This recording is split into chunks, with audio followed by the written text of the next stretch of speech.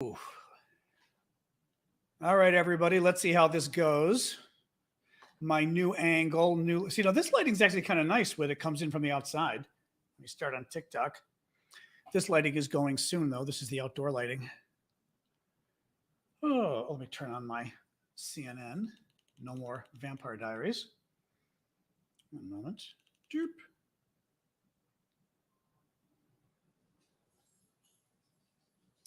Hello, Borderline. You're the first TikToker. Oops. Oh, Woodward and Bernstein are on now. Anderson. Oh, hey, everybody. All right. I am here. Hey, guys. Ooh, I know I'm ready. Should be interesting. Hi, Akron. San Francisco. Actually, yeah, people feel free to say where you're checking in from, our usual. I know my 5 o'clock shadow, especially with the lighting, since now I've got the natural lighting coming in. But as that dies, I'm going to have to turn on my my big light, which I can actually put on now, but I'll put it on very low. Come on, big light. What are you doing? Hello, big light. Why are you not going on? Oops. Ah. Oh, I unplugged it. Oh no, it is on. I'm being crazy. Oh, I see. You're on really low. Okay. Yeah, we'll leave that one on low and see what happens. Oh my gosh. Well, this should be interesting tonight. Yeah, I've got CNN on. Oh, and now oh no, my TV is rebooting. I don't know why. That's not a good sign. Let's see why my cable box decided to reboot on its own. That was disturbing. Oh God. Uh-oh. I may have to pull up the hearings on my computer if this keeps up, depending what it's doing. Weather's gorgeous here in DC. 78 degrees, I think, right now. Yeah, 73, even nicer. 73 degrees. Woo! I know. Literally, my cable box is just rebooting on its own. I'm like, it's saying welcome right now. All right. Let's see why it did that. Unbelievable. You will see how objective I really am. Depends how objective. I don't think you can be objective about genocide, and I don't believe in being objective about sedition either. So I am an American patriot. I do not stand for sedition. So ain't gonna happen. Oh yeah, my cable is looking like it's screwed up. Oh, I mean, I can pull it up on the computer. What a pain in the A. What a pain. What a pain. Stupid, stupid computer. Oh, God. Sasha, stop. Oh, maybe it's coming back. No signal. The cable died. Gotta love those people. Oh my God. Got to love those people. I think mine is still. Oh, yeah. Oh, it's doing the rebooting thing. Oh, that's great. That's great. This is the bullshit it did before, and they had to give me a new box. Unbelievable. All right, I got to unplug my cable box and see what happens. Sasha, what are you doing? Sasha, what are you doing? What do you think is over here? Oh, your bone. There it is. Okay. Oh, this is pissing me off. It's clearly not the box. It's them.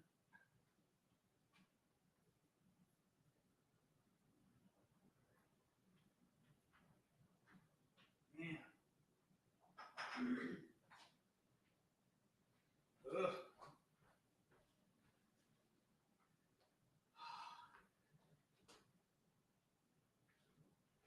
All right. Man. All right, let's see what my cable TV is doing. It's being evil. It's being evil. I may have to pull this up on my computer. C-SPAN. Well, actually, C-SPAN. Here we come. Oh my. Yeah, I could go to CBS's. I may pull CBS's site up right now just to be safe.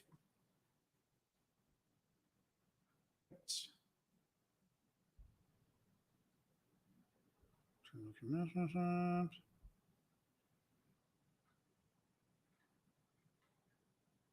right, boom.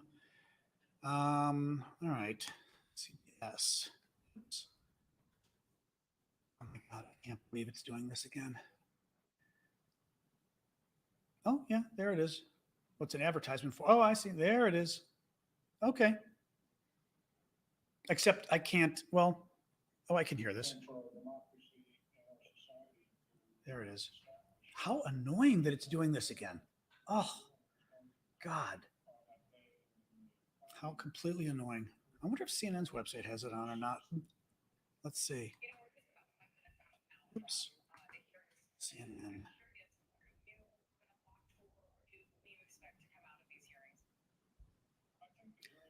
What is CNN? Just what says they're doing on their app or something? Come on, CNN, get with the program here. Live? Oh, that's good. Oh, CNN is doing it live. That's good. I can watch my. Good. I prefer to watch CNN. All right. Crazy little advertisement. Go off. Oh, no. Real Americans like their CNN because it's one of the best news stations out there. I don't like propaganda. CNN's a great news station. So I've got it online because my cable is screwed up, and it did this several months ago, and they thought it was my box, and clearly it's not the box because the exact same problem that happened before is happening, and I have a new box. So something else happened here. Let's see. It usually reboots. Oh, hello, Ukraine, Yarina. We're not talking Ukraine tonight, but but American democracy. So, oh well. Well, if I'm watching it on my computer, I didn't have to turn everything around. so there. Hey, Donovan. CNN is a fabulous news outlet. The only reason you'd think it was a joke is if you don't like real news. And I know, again, unfortunately, things have gone bad in this country. And just like they are in Russia, there is this effort to try to lie to people by changing the news. And that's unfortunately what you guys have fallen for. And I'm sorry, you're not gonna have me defend you on that. You're being lied to. And that's why you don't like, and that's why you literally only like one news station. You got to think about that. Every other news station in the country is lying except your favorite news station. And every other expert in the world is lying. I mean, after a while, there's just, every scientist was lying about COVID. I mean, come on, every news station but Fox is lying. I mean, really? It's just, at some point, life is not one big conspiracy, I'm going to unplug this crazy thing again and try, just because I still would like to see it on TV, but I cannot believe they did this. Oh, this is totally annoying. Absolutely annoying. We'll see. I'm going to let it sit unplugged for a few minutes. So they're gaslighting. Well, of course, they have to gaslight. Really, Nancy Pelosi should have had a shotgun and shot 800 Trump supporters as they walked into the building. Seriously, you guys have got to stop with the lies and the gaslighting. Seriously. 800 Trump supporters invaded the Capitol and smashed their way in and threatened to kill the vice president. And you're blaming Nancy Pelosi because she didn't stop Donald Trump from trying to overthrow the government? Come on, guys. I mean, listen to yourselves. Come on. Sorry, it's a little wild over on TikTok tonight. BBC Two. Well, that's good. Yeah, I'm impressed CNN is too, because CNN, I don't think CNN shows a lot of things on their website. So it's nice that they've got, oops. Of course, my microphone is literally sitting here hiding. Sorry, guys. Thank you, Real Papa. In a minute, like I said, I'm going to replug in the cable box. I cannot believe my cable box is fixing. Unbelievable. Oh, thank you, Cammie. I love those too. Well, it's also ridiculous, LaShawn. It's one of the crazy far-right sort of anti-American talking points is somehow Nancy Pelosi was responsible for not stopping Donald Trump from sending his supporters to violently overthrow the Capitol. It's like, what? I mean, like, what? I mean, exactly. They brought a noose and a gallows. Oh, hey, Alexis. Oh, hey, Alexis. How are you? It is late for you guys. I even joked about it earlier during my show. I said, and in Paris, it's way too late. Oh, wonderful seeing you. But yes, it's 2 a.m. You guys can always watch this at another time. But lovely seeing you again.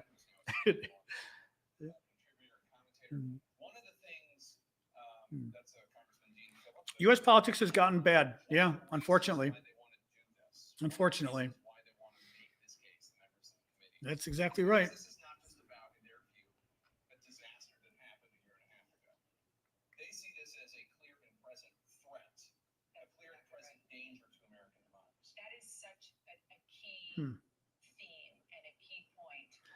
I think AIMINC, unfortunately, AIMINC is asking why have so many Americans consumed the Kool-Aid.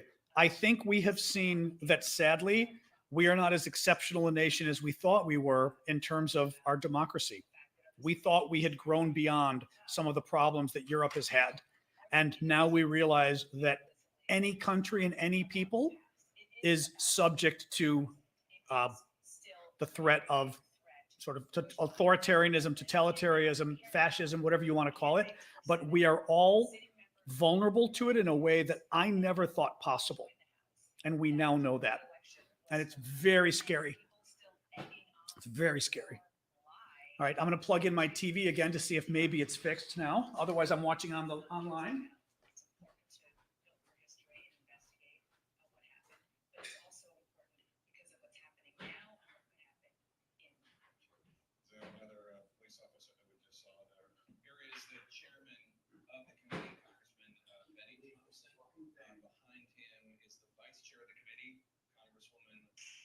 Cheney and other members of the committee are walking onto the dais there.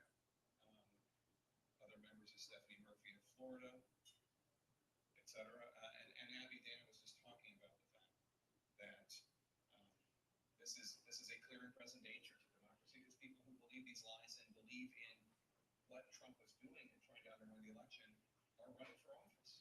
And let's be honest, Trump is probably running for office again as well, and he's going to be at the center of these hearings today. So that is why it's important. I think we can try to. All right. Trying my TV again, see if it does anything here. All right.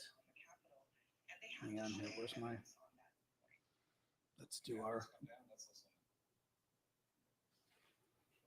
A select committee to investigate the January 6th attack on the United States Capitol be in order. Mm-hmm. Without objection, the chair is authorized to declare the committee in recess at any point. Pursuant to House Deposition Authority Regulation 10, the chair announces the committee's approval to release the deposition material presented during tonight's hearing. Thanks to everyone watching tonight for sharing part of your evening. To learn the facts and causes of the events leading up to and including the violent attack on January 6, 2021. Our democracy, electoral system, and country. I'm Benny Thompson, chairman of the January 6, 2021 committee. I was born, raised, and still live in Bolton, Mississippi. Right. A town with a population of 521, which is midway between Jackson and Vicksburg, Mississippi, and the Mississippi River. I'm from a part of the country where people justify the actions of slavery, Ku Klux Klan, and lynching. I'm reminded of that dark history as I hear voices today try and justify the actions of the insurrectionists on January 6, 2021. Over the next few weeks, hopefully you will get to know the other members, my colleagues up here, and me. We represent a diversity of communities from all over the United States, rural areas and cities, East Coast, West Coast, and the Heartland. All of us have one thing in common. We swore the same oath. That same oath that all members of Congress. I mean, the best way to watch this live is you can easily go online. CNN has it. CBS has it. I mean, otherwise it's on all the major networks except Fox News is refusing to show it, but all the other major networks are showing it. So on TV, I'd just say go to CNN. Otherwise, go online. Taken by all of us that nearly every United States government employee takes have their roots in the Civil War. Throughout our history, the United States has fought against foreign enemies to preserve our democracy, electoral system, and country. When the United States Capitol was stormed and burned in 1814, foreign enemies were responsible. Damn Brits. After war in 1862, when American citizens had taken up arms against this country, Congress adopted a new oath to help make sure no person who had supported the rebellion could hold a position of public trust. Therefore, Congresspersons and United States federal government employees were required for the first time to swear an oath to defend the Constitution against all enemies, foreign and domestic. That oath was put to test on January 6, 2021. The police officers who held the line that day honored their oath. Many came out of that day bloodied and broken. They still bear those wounds, visible and invisible. They did their duty. They repelled the mob and ended the occupation of the Capitol. They defended the Constitution against domestic enemies so that Congress could return, uphold our own oath, and count your votes to ensure the transfer of power, just as we've done for hundreds of years. But unlike in 1814, it was domestic enemies of the Constitution who stormed the Capitol and occupied the Capitol, who sought to thwart the will of the people to stop. No. Hey, stop it. Oh, God. No. A precedent that had stood for 220 years, even as our democracy had faced its most difficult test. Thinking back again to the Civil War in the summer of 1864, the President of the United States believed we would be doomed to his bid for re-election. He believed his opponent, General George McClellan, waved the white flag when it came to preserving the Union.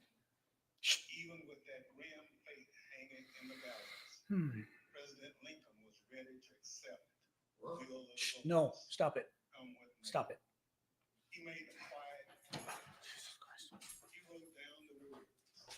This morning, as for some days past, it seems exceedingly probable that this administration will not be reelected.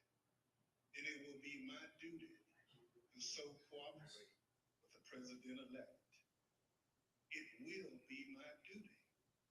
Lincoln sealed that memo and asked his cabinet secretaries to sign it sight unseen. He asked them to make the same commitment he did, to accept defeat, if indeed defeat was the will of the people, to uphold the rule of law, to do what every president who came before him did, and what every president who followed him would do, until Donald Trump. Donald Trump lost the presidential election in 2020. The American people voted him out of office. It was not because of a rigged system. It was not because of voter fraud. Don't believe me? Hear what his former attorney general had to say about it. I warn those who watching that this contains strong language. Just what I've been through. I had 3 discussions with the president that I can recall. One was on November 23rd, one was on December 1st, and one was on December 14th. And I've been through sort of the give and take of those discussions. And in that context, I made it clear I did not agree with saying the election was stolen and putting out this stuff, which I told the president was bullshit. And, I didn't want to be a part of it. And that's one of the reasons that went into me deciding to leave when I did. I observed, I think it was on December 1st, that, how can you can't live in a world where the incumbent administration stays in power based on its view, unsupported by specific evidence, that there was fraud in the election. Bill Barr, on Election Day 2020, he was the Attorney General of the United States, the top law enforcement official in the country, telling the president exactly what he thought about claims of a stolen election. Donald Trump had his days in court to challenge the results. He was within his rights to seek those judgments. In the United States, law-abiding citizens have those tools for pursuing justice. He lost in the courts, just as he did at the ballot box. And in this country, that's the end of the line. But for Donald Trump, that was only the beginning of what became a sprawling, multi-step conspiracy aimed at overturning the presidential election, aimed at throwing out the votes of millions of Americans, your votes, your voice in our democracy, and replacing the will of the American people with his will to remain in power after his term ended. Donald Trump was at the center of this conspiracy, and ultimately, Donald Trump, the President of the United States, spurred a mob of domestic enemies to the Constitution, marched down the Capitol, and subverted American democracy. Any legal jargon you hear about vicious conspiracy, obstruction of judicial proceeding, conspiracy to defraud the United States, boils down to this. January 6th was the culmination of an attempted coup. Brazen attempt, one riot that occurred shortly after January 6th, overthrow the government. Violence was no accident. It represents Trump's last stand, most desperate chance to halt the transfer of power. Now you may hear those words. I can switch to my TV and stop my internet here because my TV's working. If the feed is annoying you guys, should I do that? That's not the case. My colleagues and I all wanted an outside independent commission to investigate January 6th, similar to what we had after 9/11. Okay. But after first agreeing to the idea, Donald Trump's allies and Everyone's like, put a stop to it. Apparently, they don't want oh, January geez, 6th I don't. investigated at all. Oh, I don't know. In the last 17 months, All right, I'll leave it. have tried to whitewash what happened on January 6th, to rewrite history, Okay. call it a tourist visit, All right, I'll leave it on. label it legitimate political discourse. Donald Trump and his followers have adopted the Okay, I'll leave mine on. words of the songwriter. Do you believe me or your lying eyes? We can't sweep what happened under the rug. The American people deserve answers. So I come before you this evening, not as a Democrat, but as an American who swore an oath to defend the Constitution. Liz Cheney's opening statement is going to be wild. Democrats or just Republicans. It protects all of us, we the people. And this scheme was an attempt to undermine the will of the people. So tonight, and over the next few weeks, we're going to remind you of the reality of what happened that day. But our work must do much more than just look backwards. The cause of our democracy remains in danger. The conspiracy to thwart the will of the people is not over. There are those in this audience who thirst for power but have no love or respect for what makes America great. Devotion to the Constitution, allegiance to a rule of law, our shared journey to build a more perfect union. January 6th and the lives that led to the insurrection have put 2.5 centuries of constitutional democracy at risk. The world is watching what we do here. America has long been expected to be a shining city on the hill, a beacon of hope and freedom, a model for others when we are at our best. How can we play that role when our house is in such disorder? We must confront the truth with candor, resolve, and determination. We need to show that we are worthy of the gifts that are the birthright of every American. That begins here, and it begins now, with a true accounting of what happened and what led to the attack on our Constitution and our democracy. In this moment, when the dangers of our Constitution and our democracy loom large, nothing could be more important. Working alongside public servants for these years has been one of the greatest honors of my time in Congress. It's been a particular privilege to count as a partner in this effort and to count as a friend, the gentlewoman from Wyoming, Ms. Cheney. She's a patriot, a public servant of profound courage. Cheney's going to be, bam. And the Constitution. It's my pleasure to recognize. She is the daughter of Dick Cheney, our former vice president and defense secretary, and a very conservative Republican. Very conservative for you non-Americans.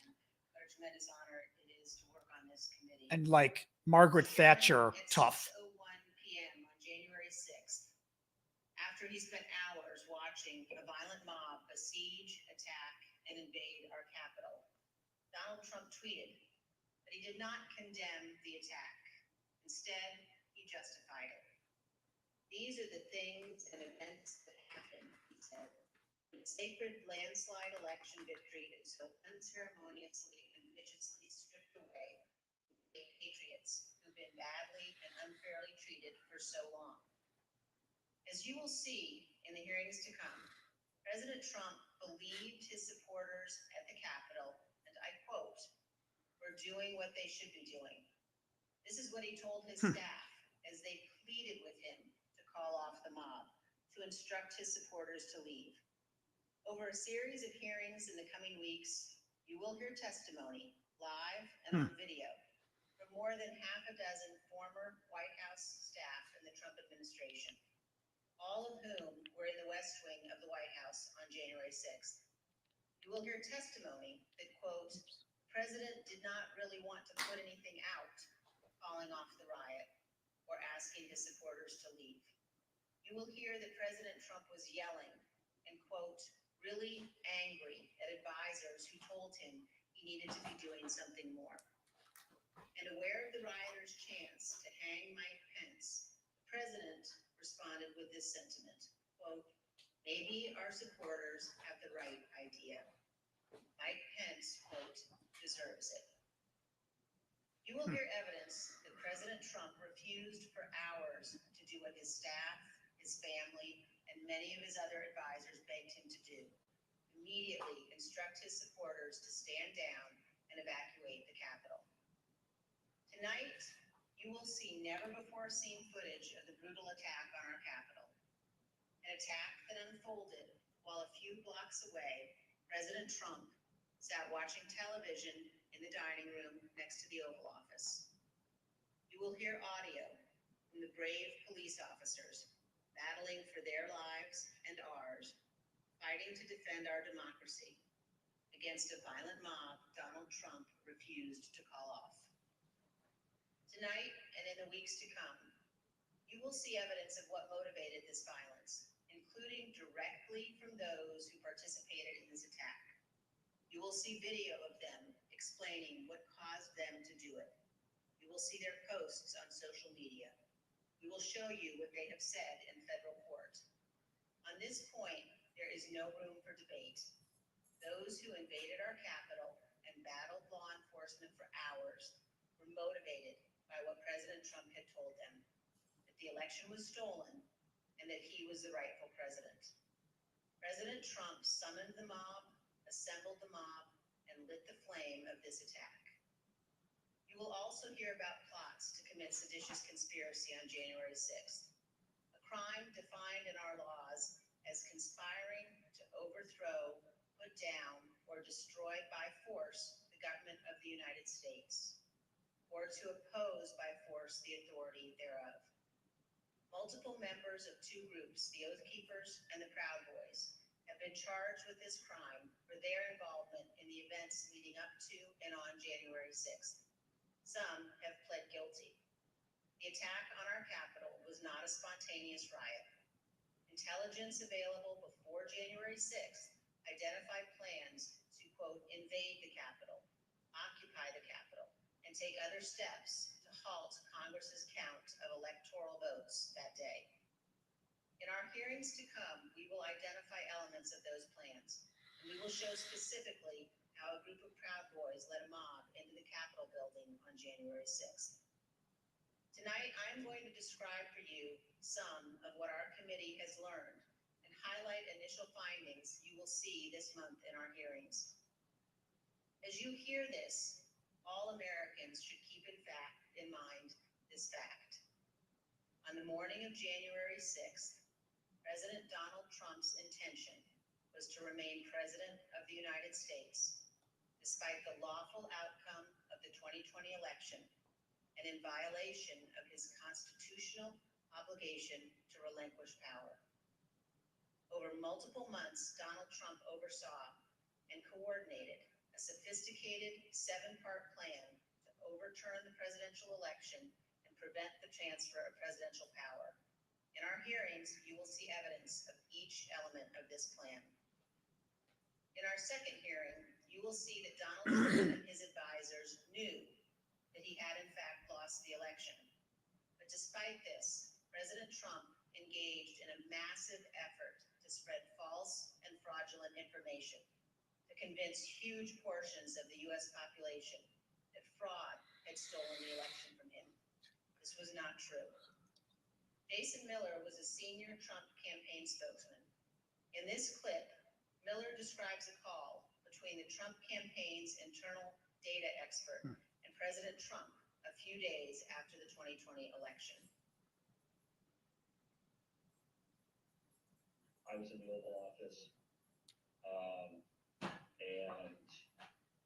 some point in the conversation, Matt Oskowski, who was the lead data person, was brought on, and I remember he delivered to the president pretty blunt terms that he was going to lose.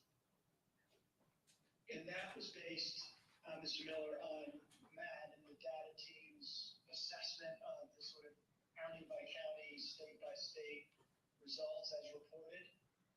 Correct. Alex Cannon was one of President Trump's campaign lawyers. He previously worked for the Trump Organization. One of his responsibilities was to What you are assess watching allegations of is the election actual fraud and testimony these people gave the committee over the last year. None of this has gone public yet. This is the first time it's being aired publicly. That's part of why this is so important. I remember a call with Mr. Meadows, where Mr. Meadows was asking me what I was finding and if I was finding anything. And I remember sharing with him that we weren't finding anything that would be sufficient to change the results in any of the key states. When was that conversation? Probably in November, mid to late November. I think it was before my child was born. And what was Mr. Meadows' reaction to that information? I believe the words he used were, "So there's no there there." There's no there there. The Trump campaign's general counsel, Matt Morgan, gave similar testimony. He explained that all of the fraud allegations and the campaign's other election arguments taken together and viewed in the best possible light for President Trump would still not change the outcome of the election. President Trump's Attorney General Bill Barr also told Donald Trump his election claims were wrong. Repeatedly told the president in no uncertain terms that I did not see evidence of fraud, and that would have affected the outcome of the election. And frankly, a year and a half later, I haven't seen anything to change my mind on that. Attorney General Barr also told President Trump that his allegations about Dominion voting machines were groundless.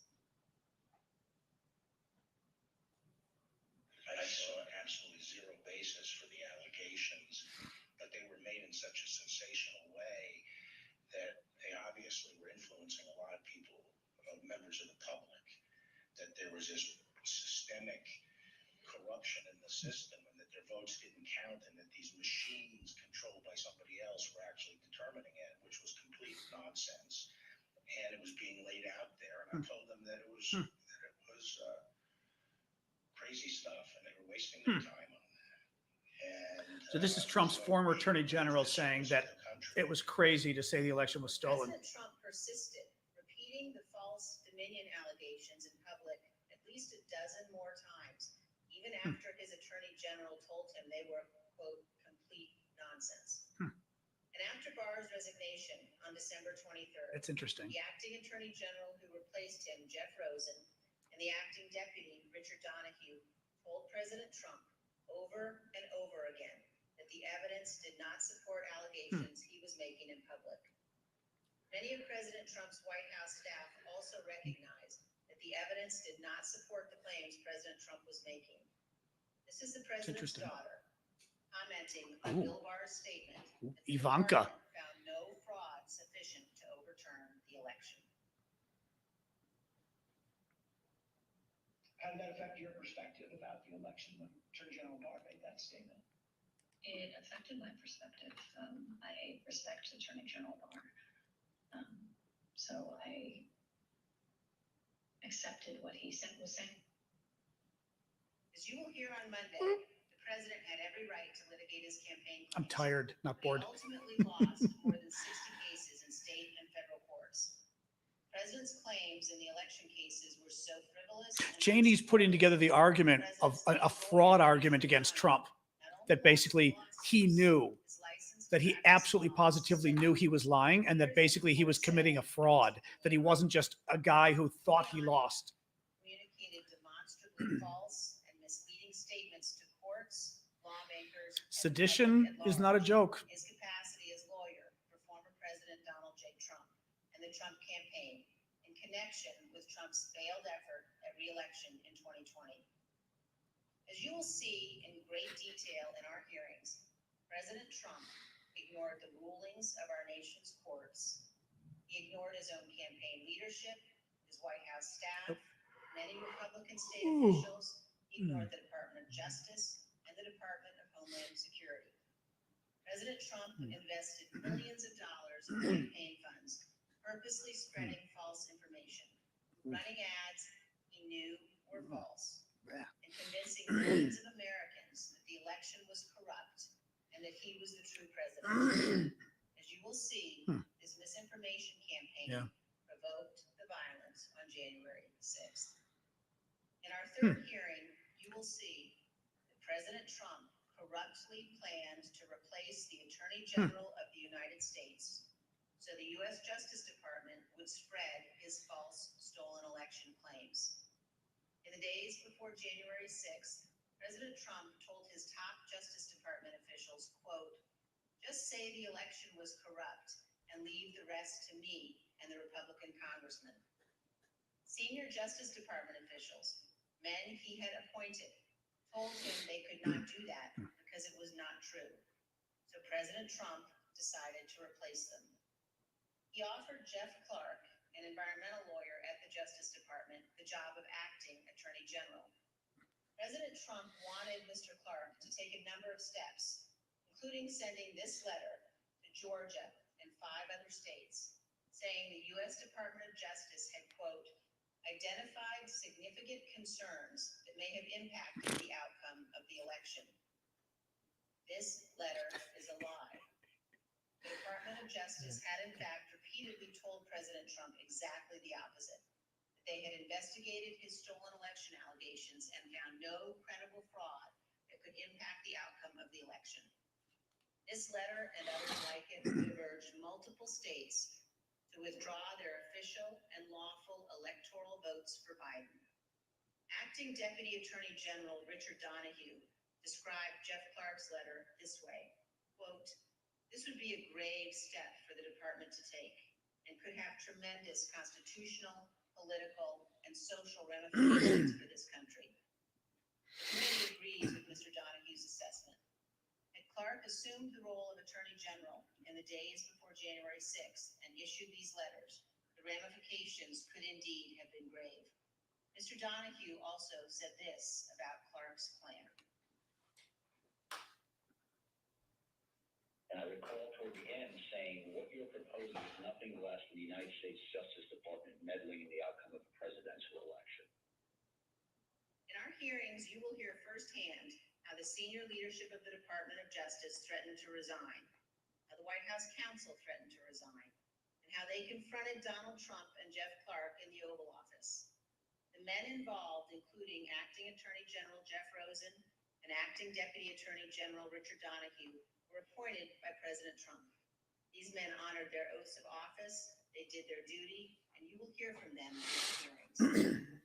By contrast, Jeff Clark has invoked his Fifth Amendment privilege against self-incrimination and refused to testify. Representative Scott Perry, who was also involved in trying to get Clark appointed as Attorney General, has refused to testify here. As you will see, Representative Perry contacted the White House in the weeks after January 6th to seek a presidential pardon. Multiple other Republican congressmen also sought presidential pardons for their roles in attempting to overturn the 2020 election.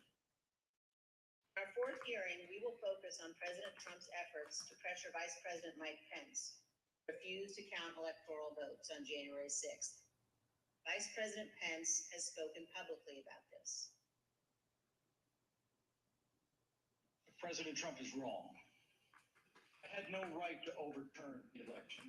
The presidency belongs to the American people and the American people alone. And frankly, there is no idea more un-American than the notion that any one person could choose the American president. What President Trump demanded that Mike Pence do wasn't just wrong. It was illegal and it was unconstitutional. You will hear this in great detail from the Vice President's former general counsel. Witnesses in these hearings will explain how the former Vice President and his staff informed President Trump over and over again that what he was pressuring Mike Pence to do was illegal. As you will hear, President Trump engaged in a relentless effort to pressure Pence, both in private and in public. You will see the evidence of that pressure from multiple witnesses, live and on video.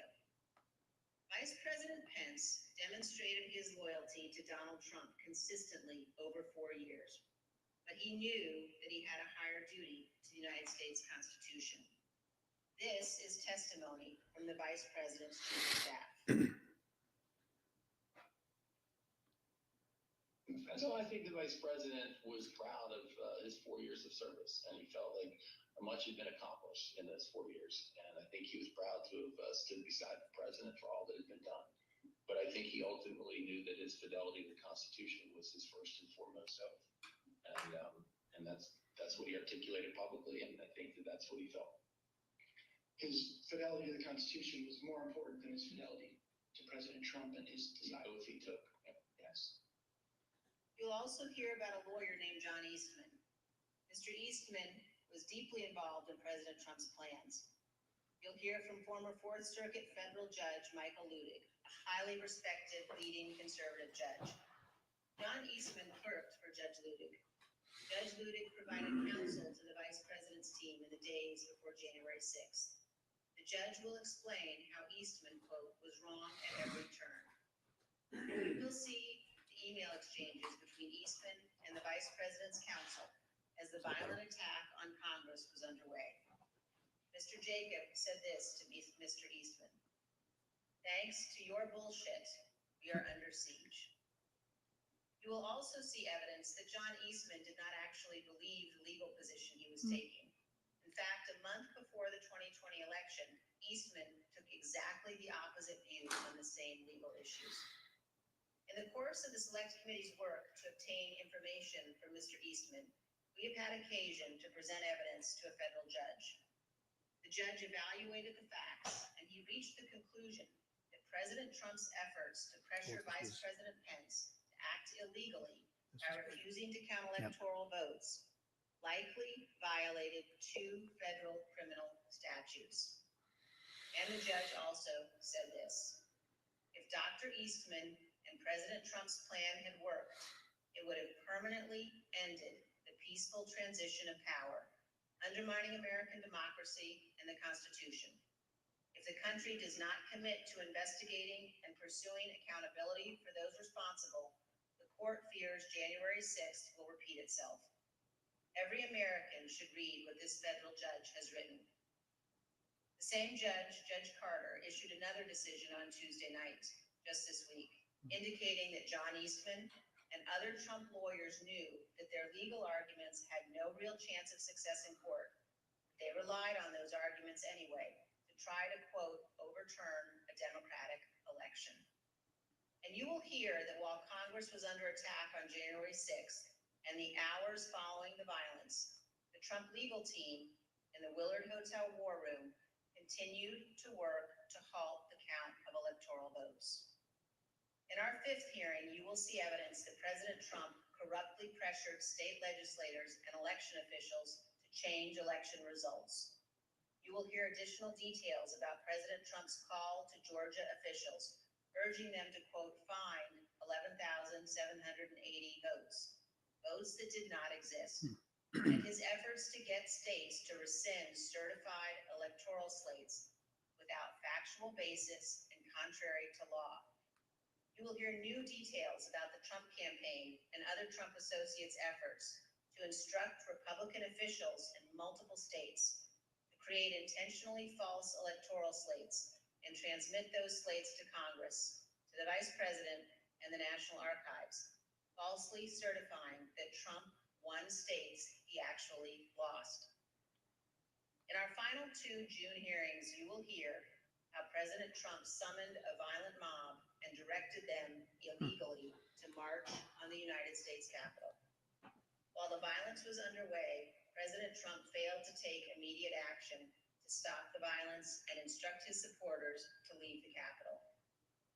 As we present these initial findings, keep 2 points in mind. First, our investigation is still ongoing, so what we make public here will not be the complete set of information we will ultimately disclose. And second, the Department of Justice is currently working with cooperating witnesses and has disclosed to date only some of the information it has identified from encrypted communications and other sources. On December 18th, 2020, a group including General Michael Flynn, Sidney Powell, Rudy Giuliani, and others visited the White House. They stayed late into the evening. We know that the group discussed a number of dramatic steps, including having the military seize voting machines and potentially rerun elections.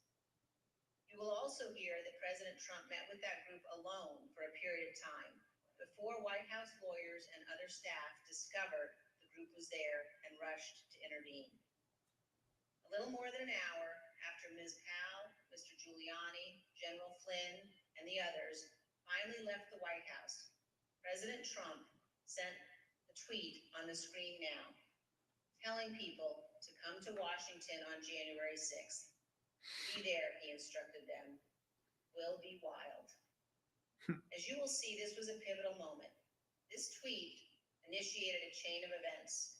The tweet led to the planning for what occurred on January 6th, including by the Proud Boys, who ultimately led the invasion of the Capitol and the violence on that day. The indictment of a group of Proud Boys alleges that they planned, quote, to oppose by force the authority of the government of the United States.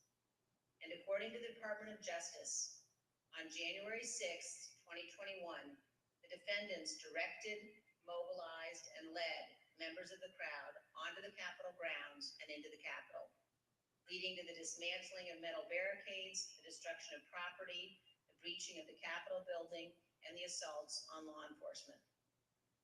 Although certain former Trump officials have argued that they did not anticipate violence on January 6th, the evidence suggests otherwise. As As you will see in our hearings, the White House was receiving specific reports in the days leading up to January 6th, including during President Trump's Ellipse rally, indicating that elements in the crowd were preparing for violence at the Capitol. And on the evening of January 5th, the President's close advisor, Steve Bannon, said this on his podcast. All hell is going to break loose tomorrow. Just understand this. All hell is going to break loose tomorrow. Yeah. As part of our investigation, we will present information about what the White House and other intelligence agencies knew and why the Capitol was not better prepared. But we will not lose sight of the fact that the Capitol Police did not cause the crowd to attack. And we will not blame the violence that day. Violence provoked by Donald Trump on the officers who bravely defended all of us. In our final hearing, you will hear a moment-by-moment account of the hours-long attack from more than half a dozen White House staff, both live in the hearing room and via videotape testimony. There's no doubt that President Trump was well aware of the violence as it developed. White House staff urged President Trump to intervene and call off the mob. Here is a document written while the attack was underway by a member of the White House staff, advising what the president needed to say. Quote, anyone who entered the Capitol without proper authority should leave immediately. This is exactly what his supporters on Capitol Hill and nationwide were urging the president to do. He would not. You will hear that leaders on Capitol Hill begged the president for help, including Republican leader McCarthy, who was, quote, scared. He called multiple members of President Trump's family after he could not persuade the president himself.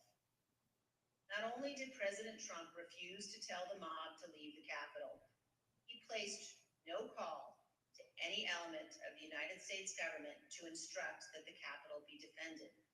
He did not call his Secretary of Defense on January 6th. He did not talk to his Attorney General. He did not talk to the Department of Homeland Security. President Trump gave no order to deploy the National Guard that day, and he made no effort to work with the Department of Justice to coordinate and deploy law enforcement assets. But Vice President Pence did each of those things. For example, here is what General Milley, the chairman of the Joint Chiefs of Staff, testified to this committee. There were two or three calls with Vice President Pence. He was very animated, and he issued very explicit, very direct, unambiguous orders. There was no question about that. And I can get you the exact quotes, I guess, from some of our. He was very animated, very direct, very firm, and to Secretary Miller, get the military down there, get the guard down here, put down this situation, etc. By contrast, here is General Milley's description of his conversation with President Trump's Chief of Staff, Mark Meadows, on January 6th. He said, we have to kill the narrative that the vice president is making all the decisions. We need to establish the narrative that, that the president is still in charge and that things are steady or stable or what's that thing. I immediately interpret that as politics, politics, politics. Red flag for me personally, no action, but I remember just thinking. And you will hear from witnesses how the day played out. Yeah, I'm wondering, Raymond's asking a question, which I agree. The vice president can't order the Secretary of Defense to do anything. It's got to be the president. It was only after multiple hours of violence that President Trump finally released a video instructing the riotous mob to leave. And as he did so, he said to them, quote, "We love you, and you're very special."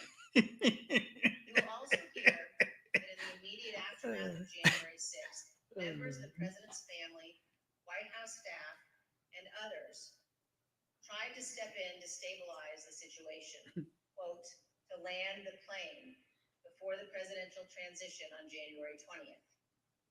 You will hear about members of the Trump cabinet, the discussing the possibility of invoking the 25th Amendment and replacing the President of the United States. Multiple members of President Trump's own cabinet resigned immediately after January 6th. One member of the cabinet suggested that the remaining cabinet officers needed to take a more active role in running the White House and the administration. But most emblematic of those days is this exchange of texts between Sean Hannity and former President Trump's press secretary, Kayleigh McEnany. Sean Hannity wrote in part, "He now, no more crazy people, no more stolen election talk.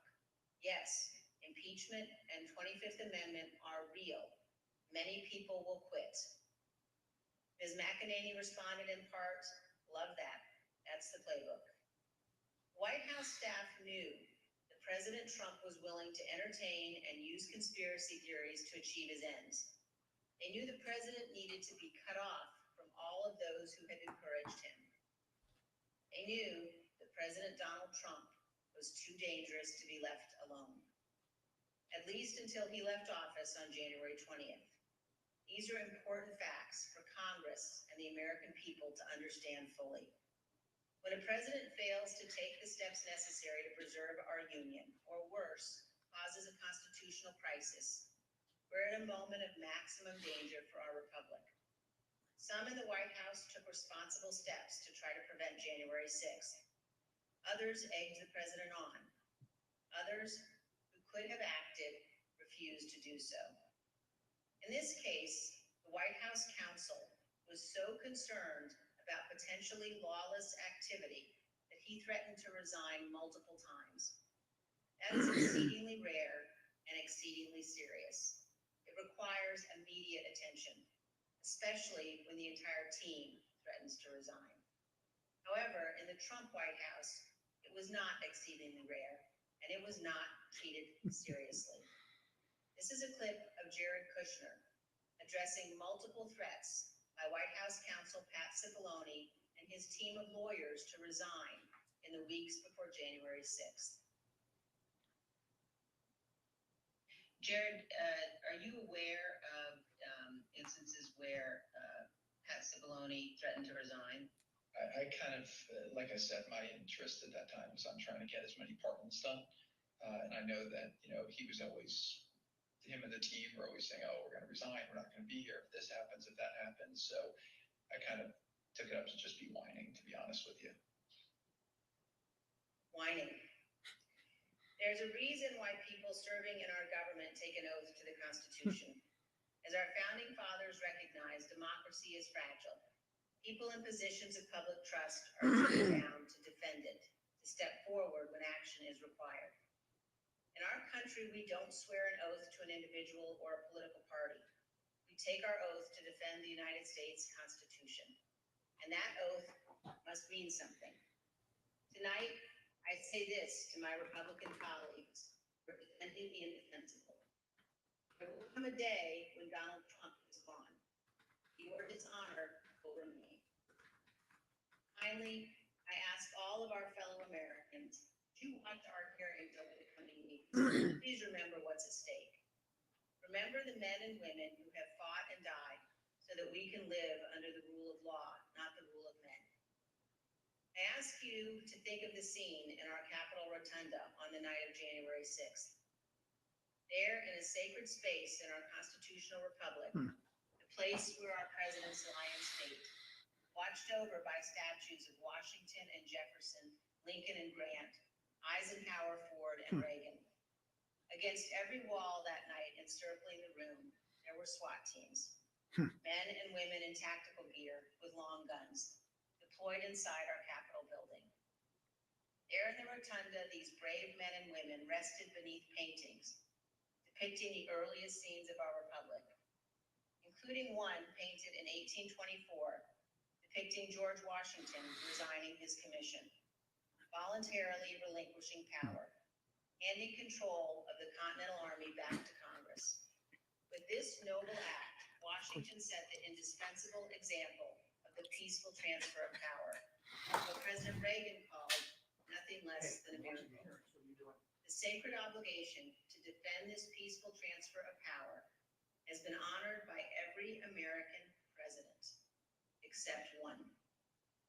As Americans, we all have a duty to ensure that what happened on January 6th never happens again. To set aside partisan battles, stand together to perpetuate and preserve I'm watching our this great here. republic. I'm Thank you, Mr. Yeah. Chairman. I mean, I'm live with everybody watching these. As we provide answers to American right now, you people know this or not? about January 6th, Oh, yeah, it's yeah, important yeah, that but we it's going on for a couple remember hours and I'm exactly live with everybody. what Let's do took it tomorrow, place. if you can, right? But this was no tourist visit to the Capitol. Most of the footage we are about to play has never been seen. The select committee obtained it as a part of our investigation. This isn't easy to watch. I want to warn everyone that this video includes violence. Oh, they're going to show videos of the. We need to remind people what happened. That's important. A video presentation of the violence of January 6th.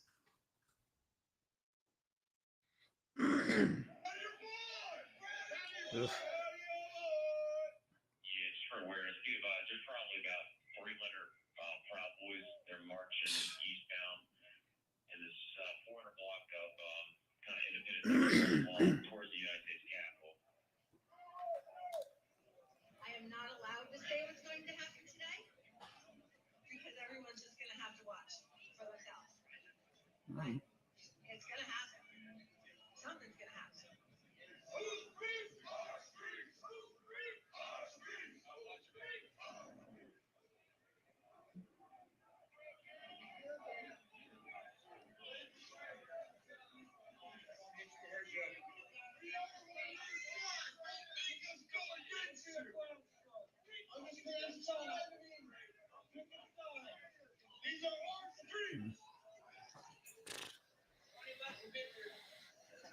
I hope Mike is going to do the right thing. I hope so.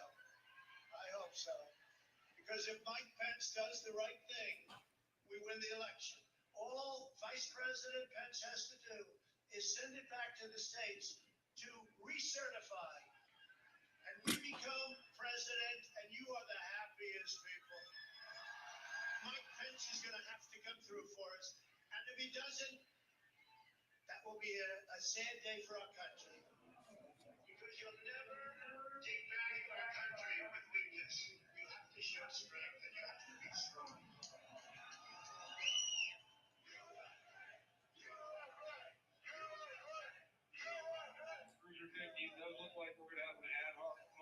Keep in mind, and I've said this before, but everything Trump is alleging, if it were true, this response would almost be merited if it were true.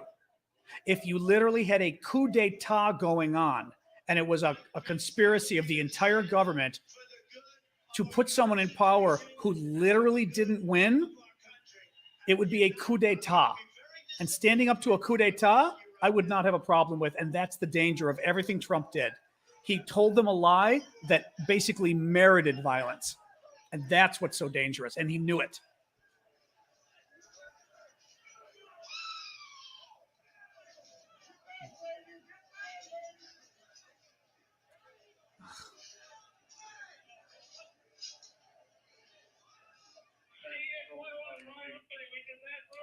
God.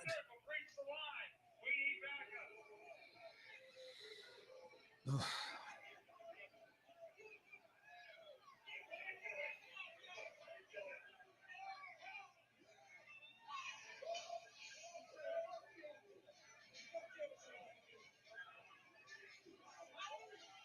Madam Speaker, the Vice President and the United States Senate.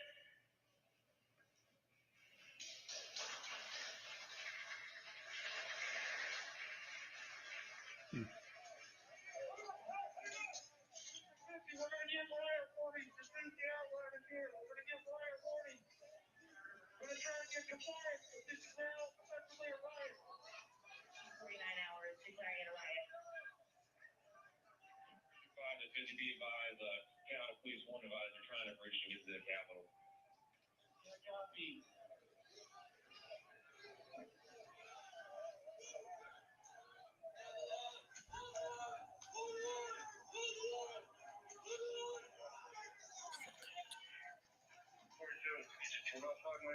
to make our way through all this.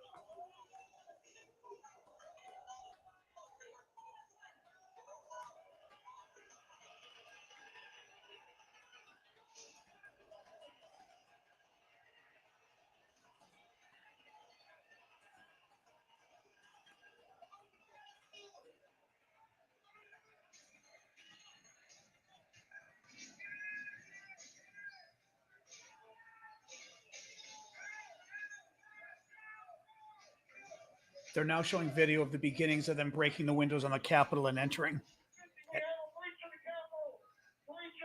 2:13 p.m. They're requesting additional resources on the east side as they broke into that window and they're trying to kick it in.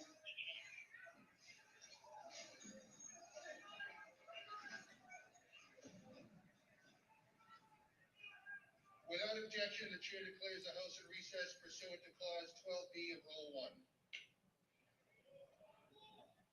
Mike Pence didn't have the courage to do what should have been done to protect our country and our Constitution, giving states a chance to certify a corrected set of facts, not the fraudulent or inaccurate ones which they were asked to previously certify. U.S. demands the truth.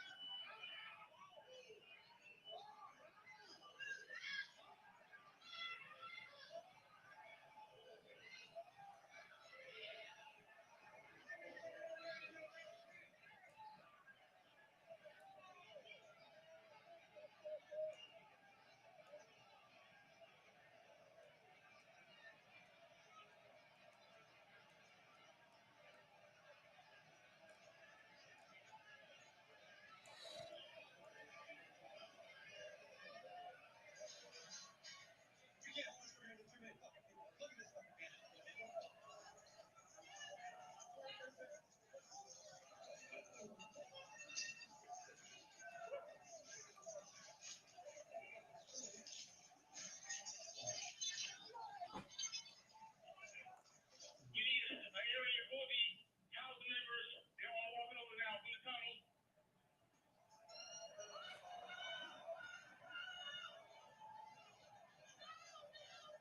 We're trying to hold the upper deck. We're trying to hold the upper deck down.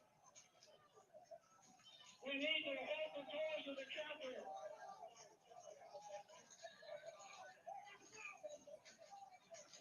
I need court support.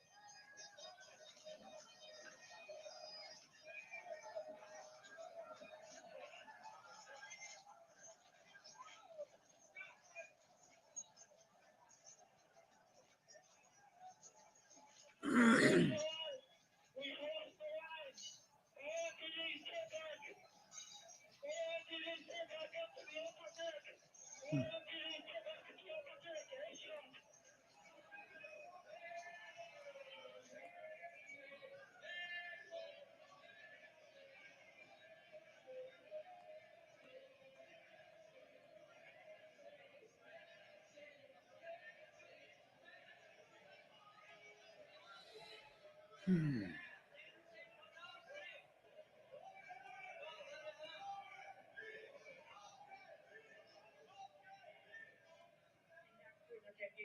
The Capitol Police to start moving their resources inside.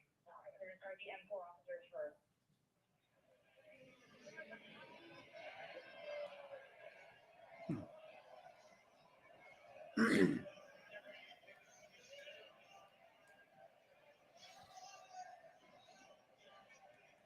I'm watching it on CNN.com, but you can watch it on every major news network other than Fox.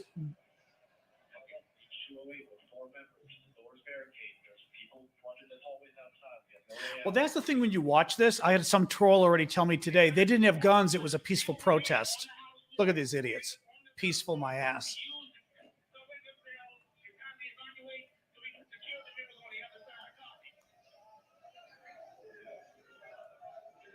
It's up to us people now, the American people. One more time. Are you ready to do whatever it takes? I'll lay my life down if it takes. Yeah. That's why we showed up today. Good assholes.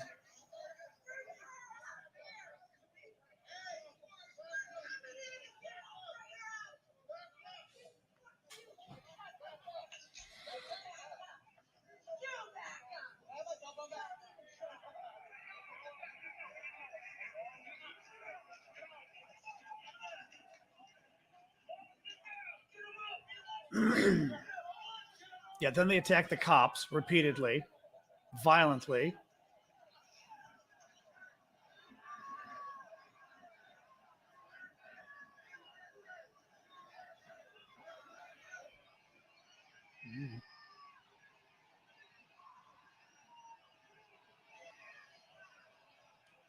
Yeah.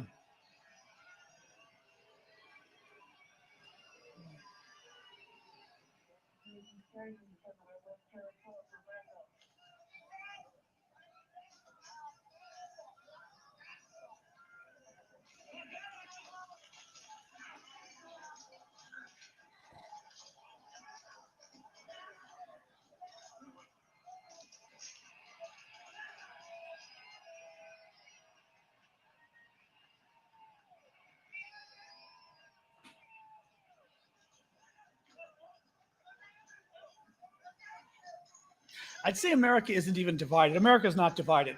We have a faction of fascists trying to take over the country. The country isn't divided any more than Germany was divided in 1940. It's divided is the wrong word to use. I get what you're saying, but it's the wrong word to use. We're under attack.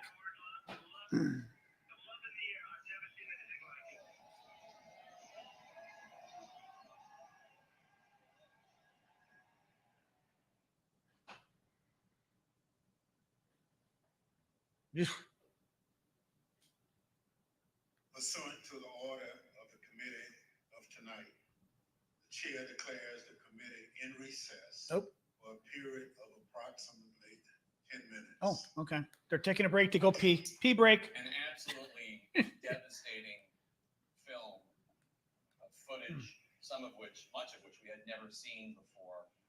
And in fact, some of the officers who served so valiantly that day were watching that film you just watched, that 12-minute film, from inside the committee room, and it was an emotional moment for them as they watched this horrifying spectacle.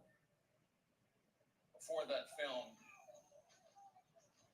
we saw a presentation from the chairman of the committee, Benny Thompson of Mississippi, and a even more powerful presentation from the vice chair, Republican Liz Cheney, who have offered firsthand testimonies with videos and texts from Trump administration officials and Trump family members and Trump loyalists, all offering a trail of footprints leading directly from that horrific insurrection, this attack on the Capitol, this attack on democracy, footprints traced all the way back to Donald Trump. Let's talk about this, Dana, because this was about Donald Trump, this presentation. No question about it, especially the very lengthy, very powerful presentation from Liz Cheney. That can be summed up in one of her quotes where she says, "There's no room for debate. Those who invaded our Capitol and battled law enforcement for hours were motivated by what President Trump had told them." And then she said, "President Trump summoned the mob, assembled the mob, and lit the flame of this attack." That is perhaps the best summary that she gave of all of the incredible, really unbelievable details that she not only showed, the clips that she played, the quotes that she gave, about the way. That's the cop that was crushed in the doorway, the white guy that was in the middle there. Listen to the people who were telling him it's not true. Yeah. At least on CNN. And Jamie, we heard Attorney General Barr use the terms, I'm quoting here, so apologies, but bullshit, crazy, and nonsense describing Trump's election claims and those of supporters And we heard Ivanka Trump, the president's daughter, his favorite child, talking about how credible she found Bill Barr. And Mark Short as well. I want to talk about Bill Barr for a minute. I think he's a I'll be right back. witness. He is 1 minute the break. highest ranking former Trump official. And the fact that he came out and gave this, I'm told, is a key part of the committee's evidence. They say he's one of their strongest witnesses. We also heard from Mark Short there, the chief of staff for Mike Pence. I think what was so striking for me was the testimony was very sober and compelling. Yeah. The committee had said that this was made for TV. That didn't feel as if it was made for TV. No, this was made for the court of law, and I'll tell you why, because of Bill Barr. Up until now, we have had this question of whether you can prove What Donald Trump knew and when he knew it. Did he have the criminal intent? If they're right, if they can prove the statements that they have said, he had consciousness that his lie was in fact a lie. He was aware that what he was professing to the American public was not only going to lead to the obstruction of a proceeding, but also was going to lead to violence, and he knew it on their lips. That's huge. One thing that we shouldn't forget, and what Liz Cheney said that connects to that horrific video we just saw, the White House was receiving intelligence at the time, as it was ongoing, that the riot was getting violent, and they were receiving that. Trump tweets at 2:24, attacks on Mike Pence. That tweet is read by a bullhorn on the steps of the Capitol, attacking Pence. Yeah. Those rioters that chanted, "Hang Mike Pence," and continued on into the Capitol. It's chilling. Connected dots. And the committee, Liz Cheney made clear, wants to prove to Laura's point, criminality, that the president of the United States knew. He knew he had lost. He knew what he was saying was a lie. He continued to use the levers of power to try to keep power. And she exposed, I think, what is the other biggest fraud of the Trump presidency. He lied to his own people. He lied to his own people. There were people from 47 states, 823 people have been charged who came here That's what based on his lie. And it's clear she wants to use Bill Barr, Ivanka Trump, and all the other people in Trump's circle to say, this is his team. He lied to you. Yeah, absolutely. The hearing is going to resume soon with live witnesses from two key witnesses to the insurrection, a wounded Capitol police officer and a documentary filmmaker who was there reporting the actions of the far-right extremist group, Proud Boys. We're going to squeeze in a quick break. It's awful, Thomas. I know. Oop. Ew. No commercial. Yeah, no, it's awful. Man. Man. Yeah, I mean, as I said, not talking much tonight because I don't want to. The thing is, I don't want to be talking when somebody else, thank you, when somebody else is trying to hear somebody else on TV. I mean, Liz Cheney especially. I thought, the two chairmen talking was too important. I'm actually looking on Twitter to see what my Twitter friends have been sharing in terms of clips and things, because usually they share really good clips. Thank you, Iggy, for that. I know, I adore dried apricots. Oh my God. And if they're good. And our Harris Teeter in DC carries an amazing quality of dried apricots. Oh my God, so amazing. So amazing.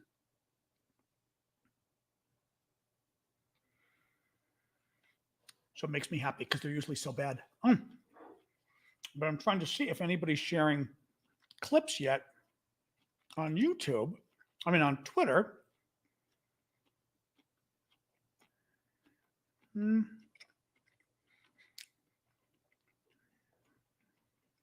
Nope. A lot of discussion though.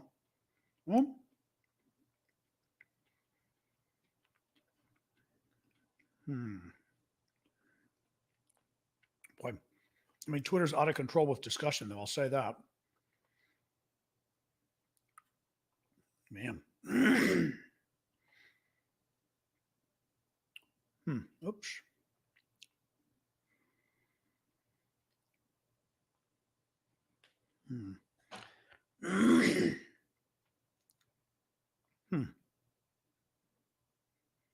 Ooh, Aaron, of course. Who else would?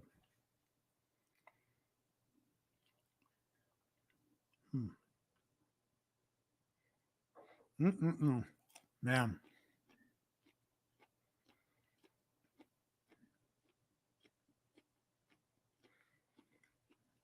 Hmm.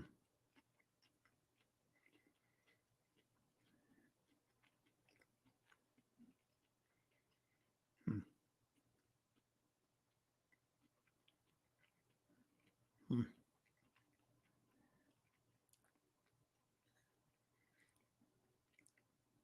Right.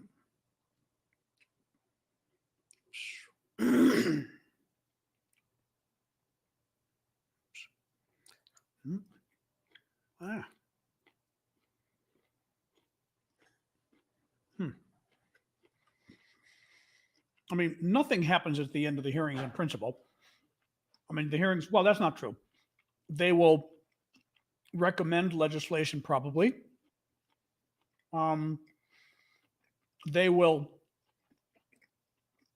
make referrals to the Department of Justice for crimes that they believe they have found evidence of, but it is still up to the Department of Justice to decide if they're prosecuting. Yep. Yep. Yeah, that's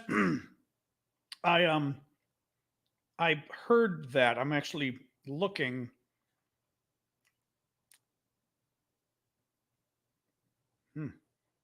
Trying to grab videos here as we're talking, so later I can do videos on this.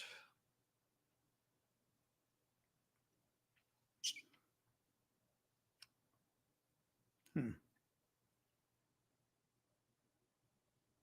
Hmm. Yep, they're coming back in a sec. Hmm.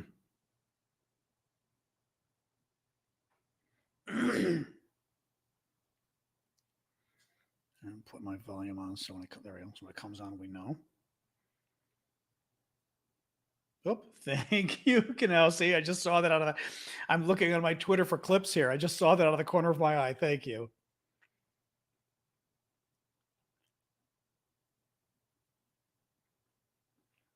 From the Capitol. Oh, there we go. They There we go. are U.S. Capitol Police Officer Carolyn Edwards. She was one of the first people injured during the siege.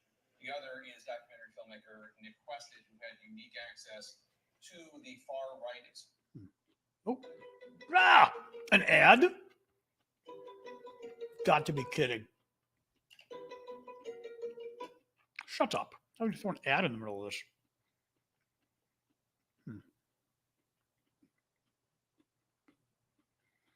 There we go. The Proud Boys from the presidential debate when Chris Wallace asked Donald Trump to condemn the Proud Boys, and he told them to stand back and stand by, or words to those effects. Oh, that's right.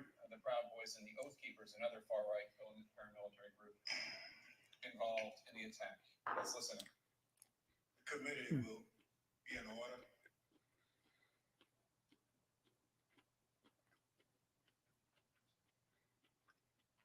I want to thank our witnesses for being with us this evening to share their firsthand accounts of that terrible day. I know that some of the witnesses from our first hearing are in the room with us, along with some of the family members, friends, and widows of the officers who lost their lives as a result of the attack. Thank you all for being here for us and the American people. Officer Carolyn Edwards has been with the United States Capitol Police since 2017. On January 6th, Officer Edwards was assigned to the First Responder Unit, which serves as the first line of defense at the Capitol complex. She also served as a member of the Civil Disturbance Unit, a special subset of the Uniform Division trained to respond to mass demonstration events. Officer Edwards is a graduate of the University of Georgia and currently is working on a master's degree in intelligence analysis from John Hopkins University. Nick Quested is an acclaimed filmmaker. Credits include documenting stories from war zones in Afghanistan, Syria, and Iraq. On January 6th, Mr. Quickstead was working on a documentary about, quote, why Americans are so divided when Americans have so much in common, end quote. During that day, Mr. Quickstead interviewed and documented movements of the people around the Capitol, including the first moments of the violence against Capitol Police and the chaos that ensued. I will now swear in our witnesses. The witnesses will please stand and raise your right hand. Do you swear and affirm on the penalty of perjury that the testimony you're about to give is the truth? Interesting. Fox News just had Tucker Carlson go an entire hour without a break with no commercials because they didn't want the viewers to switch channels and actually watch the hearing. Unbelievable. Oh, thank you, Elise. Thank you. Appreciate this. Without objection, the witness's statement will be included in the record. Pursuant to Section 5C8 of House Resolution 503, I recognize myself for questioning.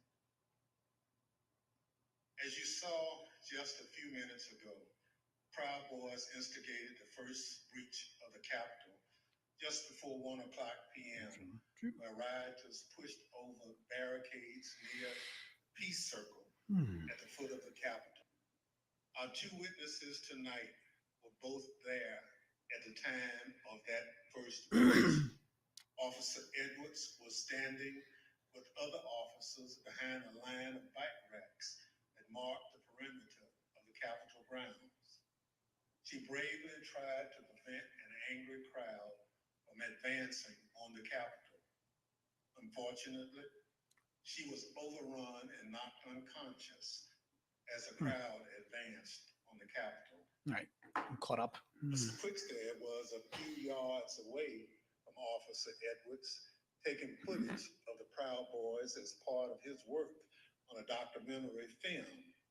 Most of his footage has never been shown publicly before we shared it. Oh, is my stream behind? Oh, it is behind. How did that happen? Let's see. I was going to play that ad first. Let's see. I was told my stream got behind somehow. I have no idea. Yeah, it had that guy. How did she get on already? How did my stream get that far behind? Hold on. This is a Google ad. And called names Oh, before. who knows how that happened? That was bizarre. Okay, very weird. Weird. Got up every day, no matter how early the hour or how late I got in. Now who? Oh, Capitol Police Officer. Oh, oh. And to protect America's symbol of democracy. I, who spent countless hours in the baking sun and freezing snow to make sure that America's elected officials were able to do their job. I, whose literal blood, sweat, and tears were shed that day defending the building that I spent countless holidays and weekends working in.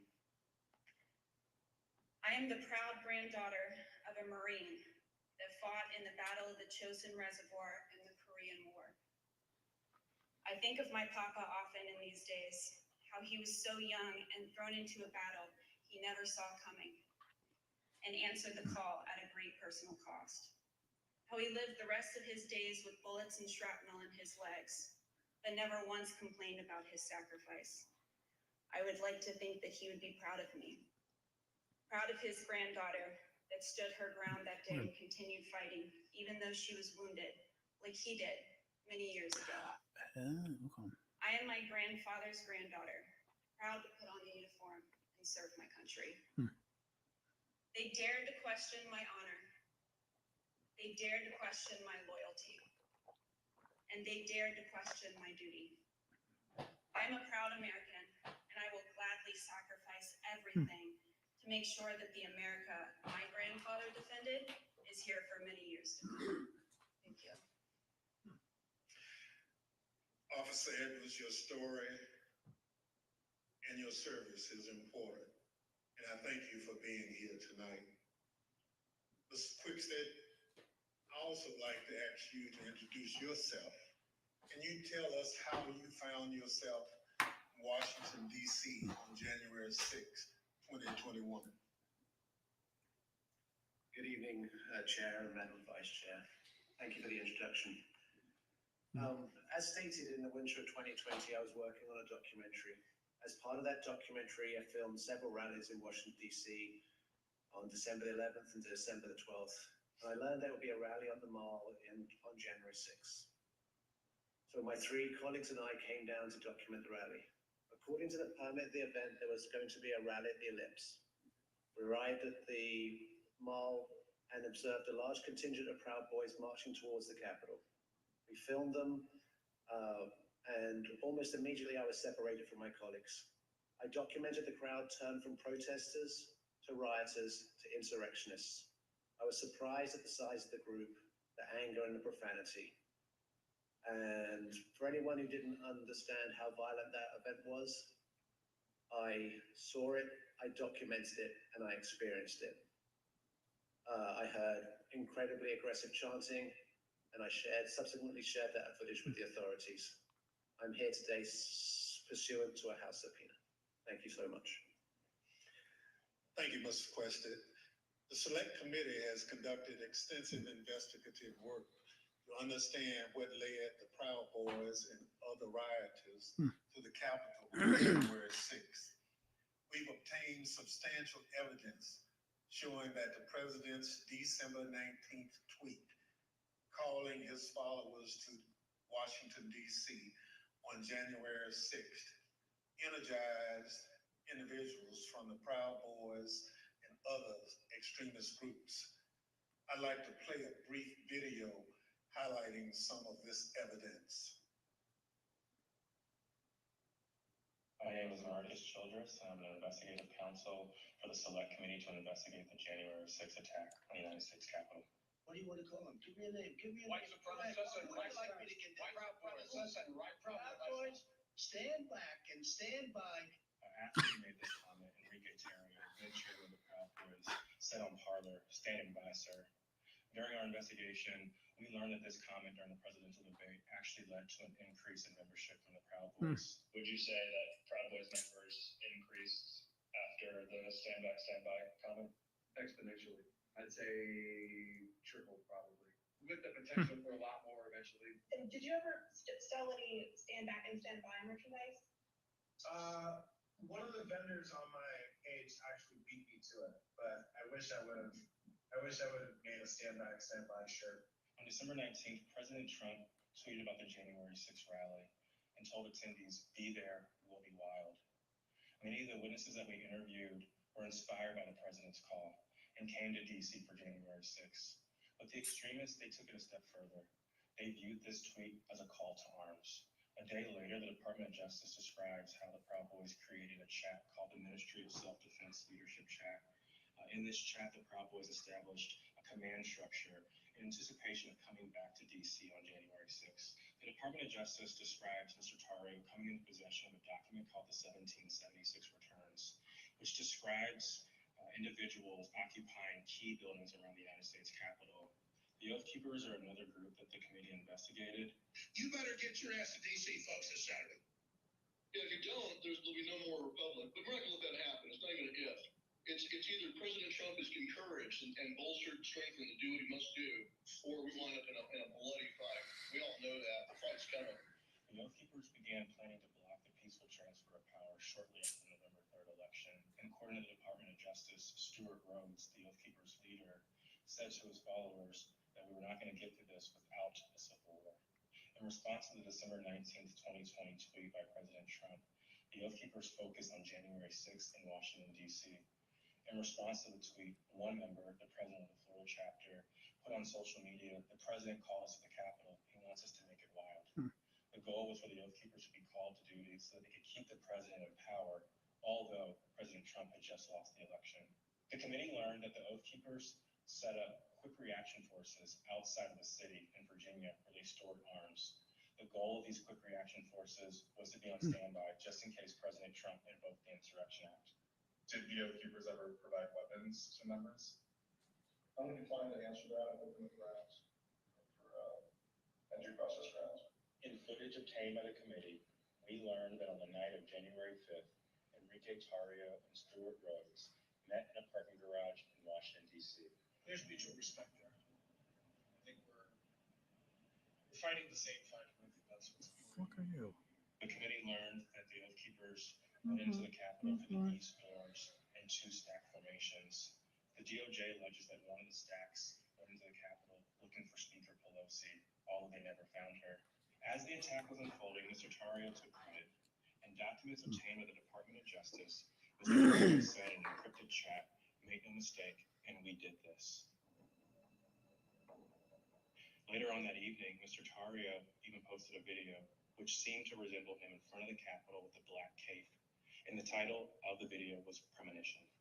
The evidence developed by the Select Committee in the Department of Justice highlights how each group participated on the attack on the Capitol on January 6th.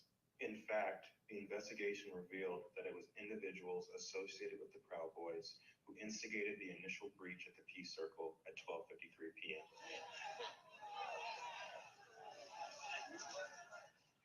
Within 10 minutes, rioters had already filled the Lower West Plaza.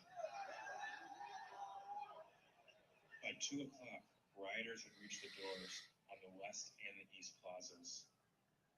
And by 2:13, rioters had actually broken through the Senate wing door and gotten to the Capitol building. A series of breaches followed. At 2:25 p.m., rioters breached the east side doors to the rotunda.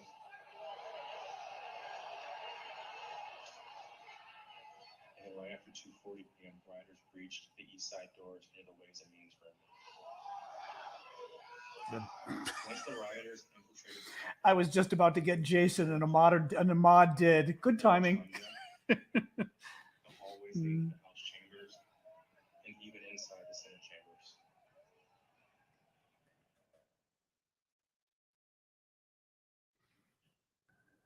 Individuals associated with two violent extremist groups have been charged with seditious conspiracy in connection with the January 6th attack. One is the Oath Keepers. They are a group of armed anti-government extremists. The other group is the Proud Boys.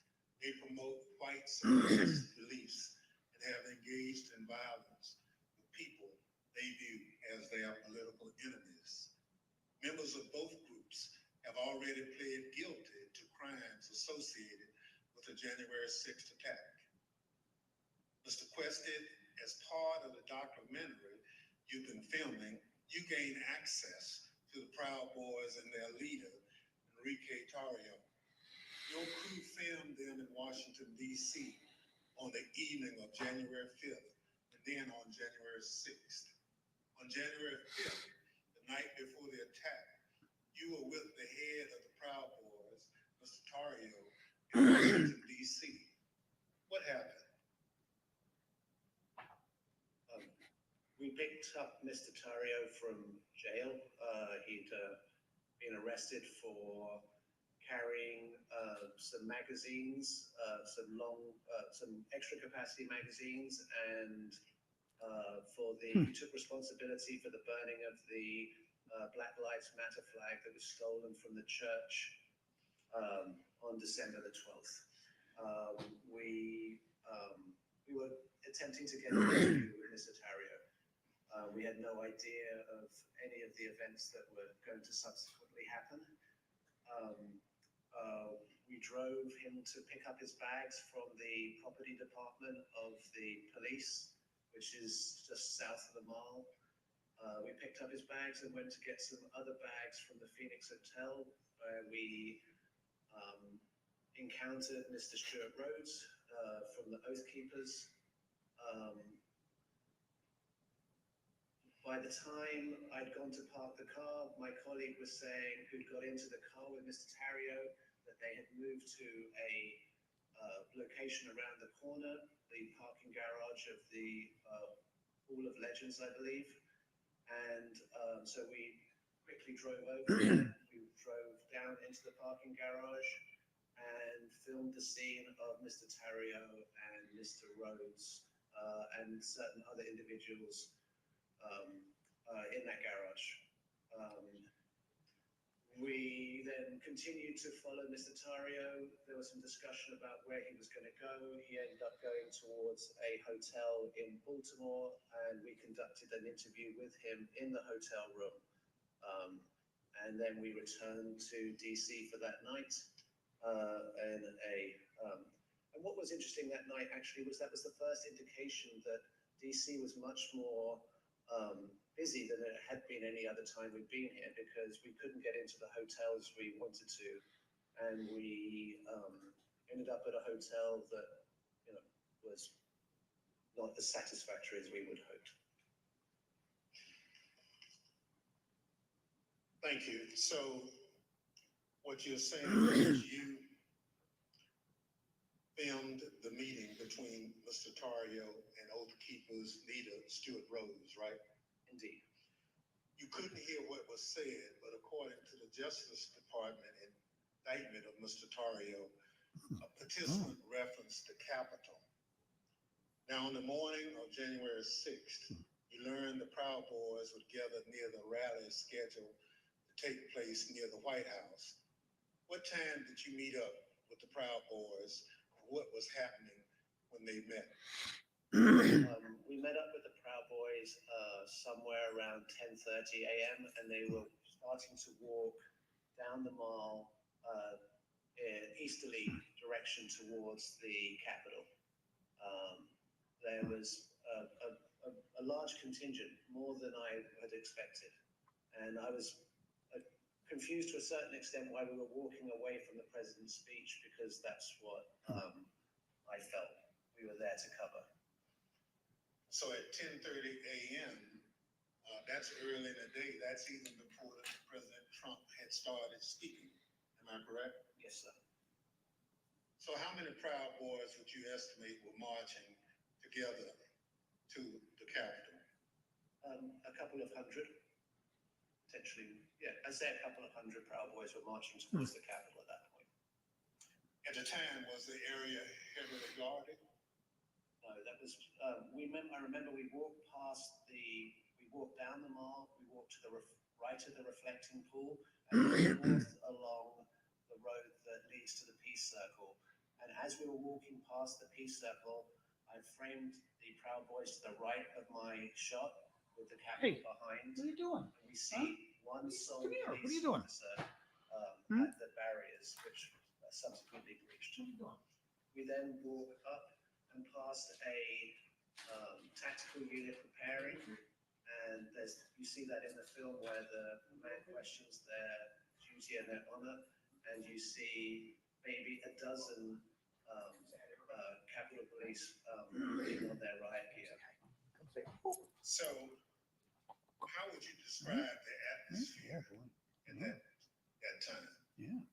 The atmosphere it seemed to be much darker. I make efforts to create familiarity between myself and my subjects to make them feel comfortable. And the atmosphere was much darker than this day than had been in these other days. And there was also a contingent of Proud Boys that I hadn't met before from Arizona who appeared to wear these orange hats. And had orange armbands. So when the Proud Boys went back down the hill to the Peace Circle, did a larger crowd start together? Well, no, first of all, we went round to the back and down the steps, and we took some photographs on the east side of the Capitol, and then we went for lunch. We went for tacos. So, Mr. Preston, you're a journalist, so you are careful to stick to things that you have observed. But what you told us is highly relevant. Let me highlight a few key facts that you and others have provided the committee. First, there was a large group of Proud Boys present at the Capitol. We know that from multiple sources. You now estimate that there were around 250 to 300 individuals that you testified. They weren't there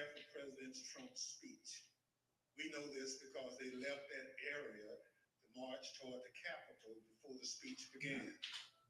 They walked around the Capitol that morning. I'm concerned this allowed them to see what defenses were in place and where weaknesses might be. And they decided to launch their attack at Peace Circle, which is the front door of the Capitol complex. It's the first security perimeter that those marching from the ellipse would have to come to as they move toward the Capitol. The Peace Circle walkway was always where the thousands of angry Trump supporters would arrive after President Trump sent them from the ellipse. The Proud Boys timed their attack to the moments before the start of the joint session in the Capitol, which is also where President Trump directed the angry mob, quote, "We fight like hell," end quote. He told them before sending them down Pennsylvania Avenue, right to where the Proud Boys gathered and where you were filming. Now, a central question is whether the attack on the Capitol was coordinated and planned. What you witnessed is what a coordinated and planned effort would look like.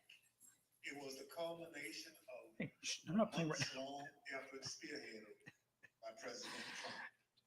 Mr. Quested, thank you for your eyewitness account of the lead up to the breach of the Peace Circle. This brings us to the point in time where you and Officer Edwards were in close proximity. At this point, I reserve the balance of my time pursuant to 5C, Section 8 of House Resolution 503. The chair recognizes the gentlewoman from Wyoming, Ms. Cheney, for questioning. Thank you very much, Mr. Chairman. Officer Edwards, I want to start by thanking you for your service and thank you for your courage for being here this evening. I know that it's not easy to relive what happened for you and for the officers behind you and for the family members of officers in the audience this evening. But it's really important for the country to have a full accounting and understand what happened. I want to start, Officer Edwards, with a short clip that shows the horrible moment when you were injured as the Peace Circle was breached.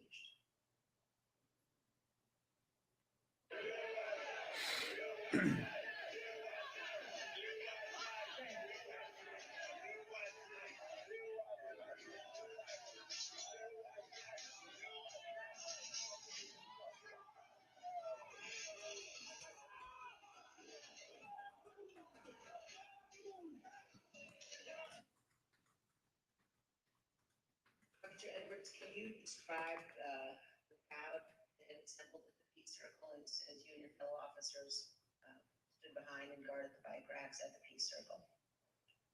Yes, so there were about, I want to say about 5 of us on that line.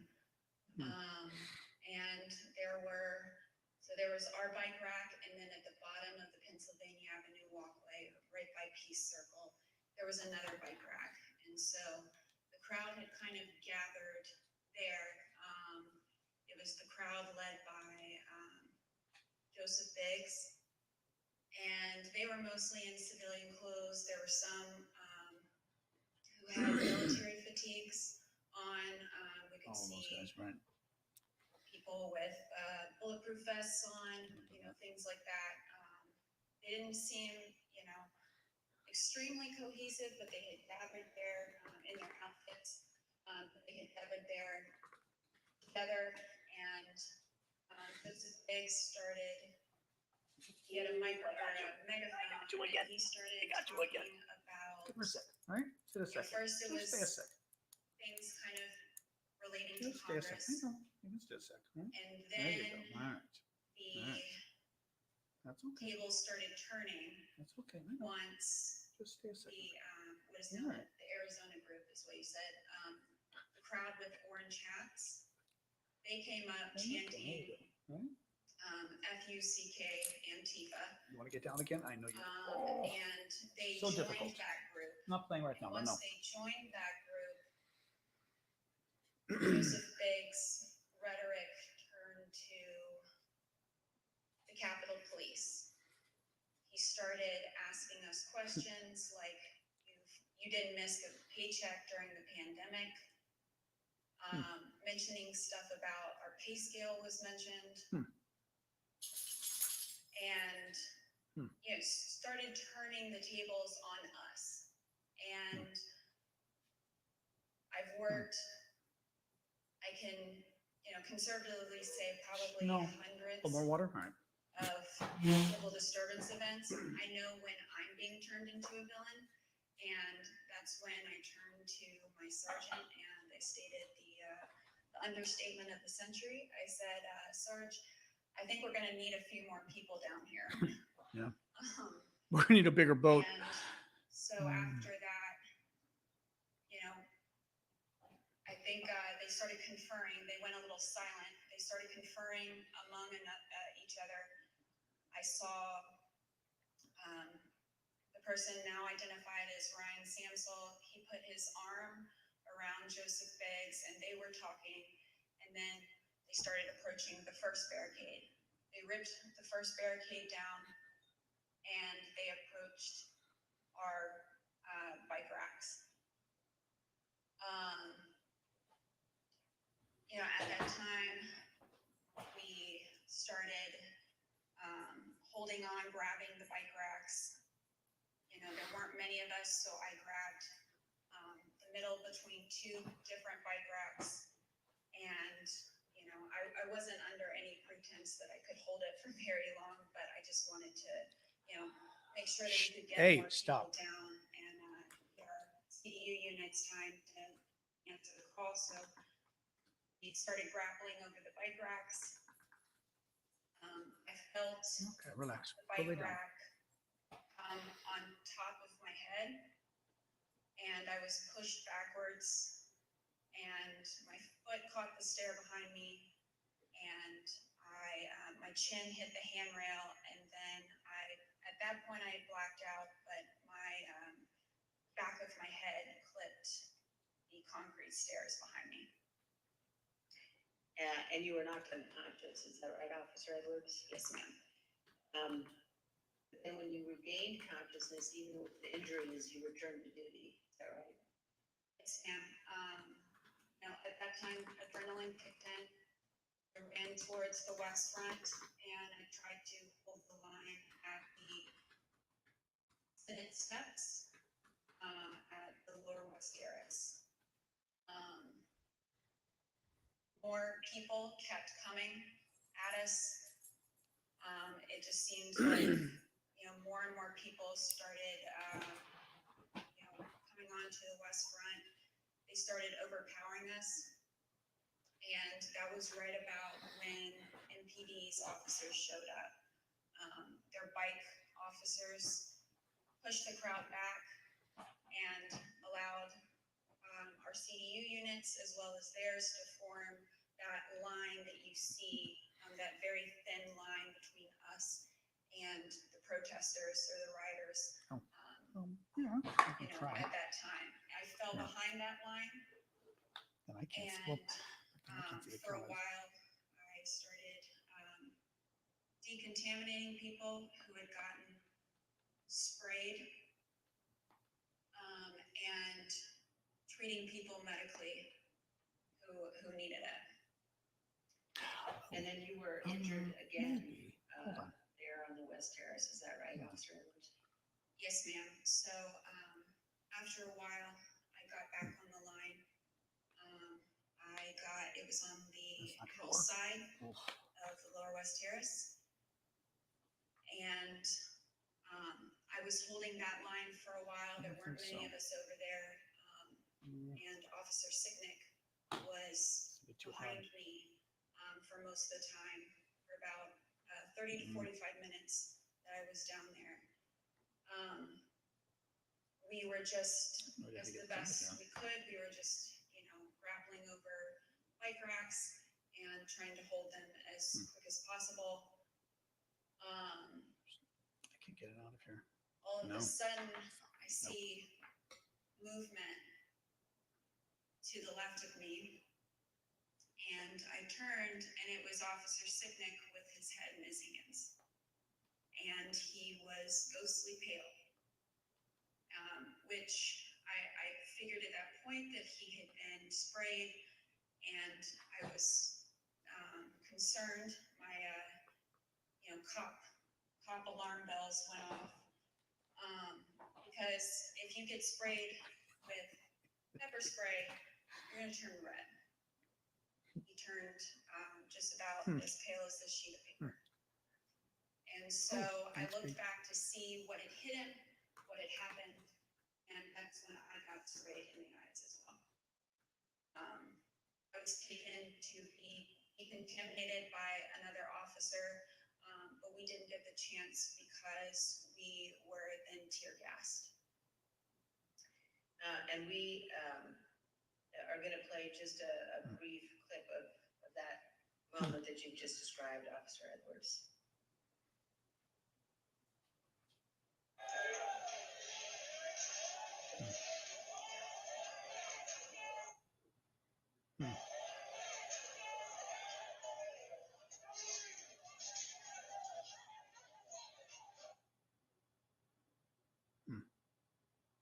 Officer Edwards, I just want to thank you for being here. And I know, again, how difficult it is. I know the family of Officer Sicknick as well, who's here tonight.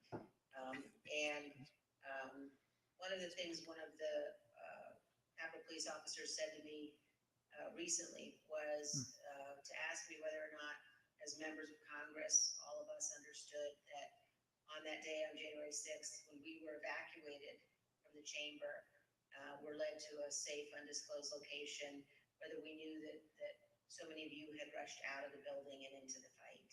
And I can assure you that we do know that, and that we understand how important your service is.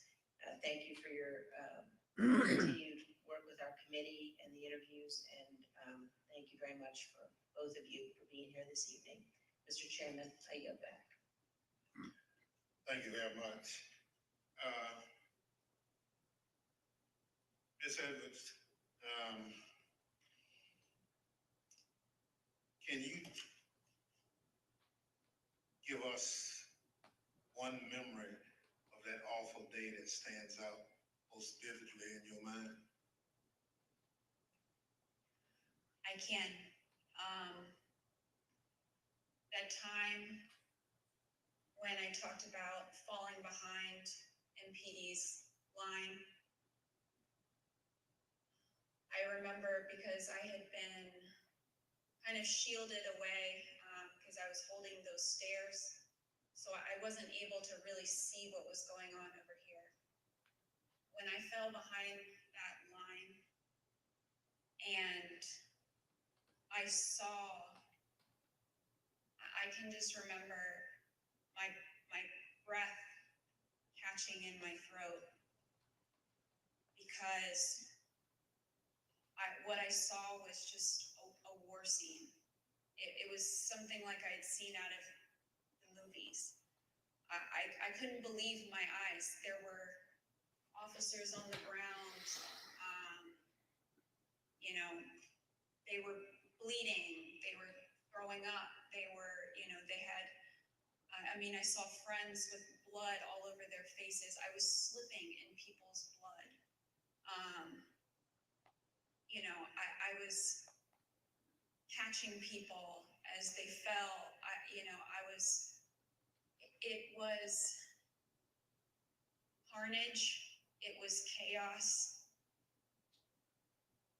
I can't even describe what I saw. Never in my wildest dreams did I think that as a police officer, as a law enforcement officer, I would find myself in the middle of a battle. I'm trained to detain, a couple of subjects and handle a crowd, but I'm not combat trained. And that day, it was just hours of hand-to-hand combat, hours of dealing with things that were way beyond any law enforcement officer has ever trained for. And I just remembered that moment of stepping behind the line and just seeing the absolute war zone that the West Front had become.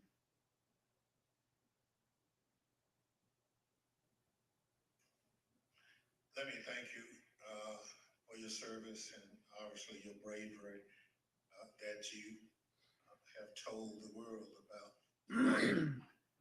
It's unfortunate that you had to defend the Capitol from fellow Americans. None of us would ever think that would have to happen, but it did.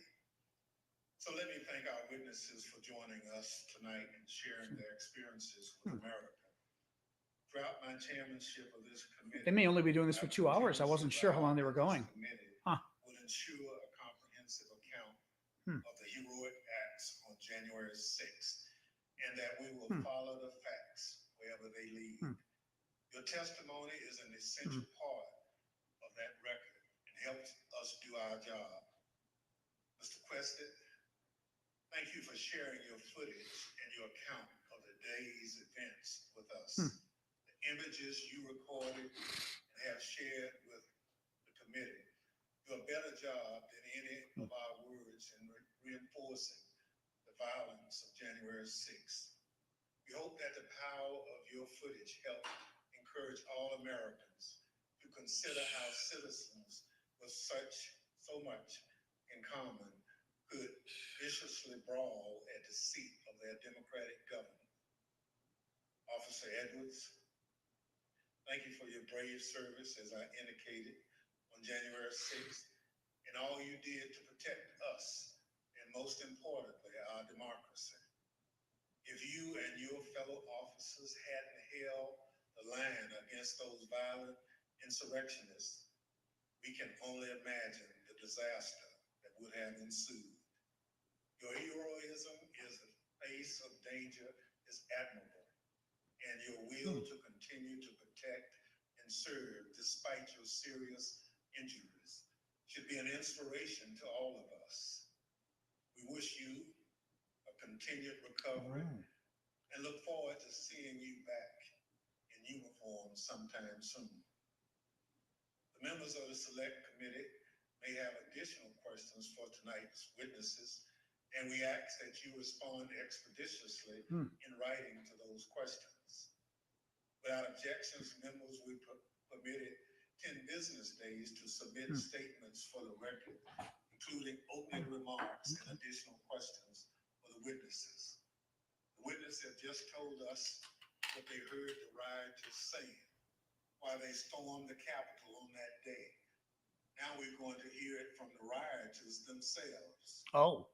Without objection, I include in the record a video presentation. All right. Interesting. What really made me want to come was the fact that, I had supported Trump all that time. I did believe, that the election was being stolen. And Trump asked us to come. He personally asked for us to come to D.C. that day. And I thought, for everything he's done for us, if this is the only thing he's going to ask from me, I'll do it. We're going to walk down to the Capitol. Did you recall President Trump mentioning going to the Capitol during his speech? Oh, yeah. So that's one of my disappointments. He said he was going to go with us, and he was going to be there. I know why I was there, and that's because he called me there, and he laid out what is happening in our government. He laid it out. But I remember Donald Trump telling people to be there, right? To support. So you mentioned that the president asked you. Do you remember a specific message? Basically, yeah, he asked for us to come to D.C. I think things are going to happen. What got me interested, he said, I have something very important to say on January 6th or something like that. It's what got me interested to be there. Trump has only asked me for two things. He asked me for my vote, and he asked me to come on January 6th. When the committee reconvenes next week, we're going to examine the lies that convinced those men and others to storm the Capitol, to try to stop the transfer of power. We're going to take a close look at the first part of Trump's attack on the rule of law, when he hit the fuse that ultimately resulted in the violence of January 6th. Without objection, with that, the committee stands adjourned. Oh, yeah. See, that was it. 2 hours. That's what I assumed. You have been watching and listening to close to 2 hours Yeah. of testimony, eyewitness accounts, Yeah. video documentation, as well as Interesting. by members of Congress about the events. Interesting that the members of Congress didn't ask questions beyond the first two. Usually everybody demands to ask questions and it goes on way too long. That's very surprising. Good, but very surprising. Talk about just in general what stands out. Well, I like to hear what. we'd seen videos before. I remember Oh, this is Chris Wallace, former Fox News. Managers put together a very powerful video before the second Senate trial. This is interesting. But this does not lose its capacity to shock and to disgust you and to horrify you.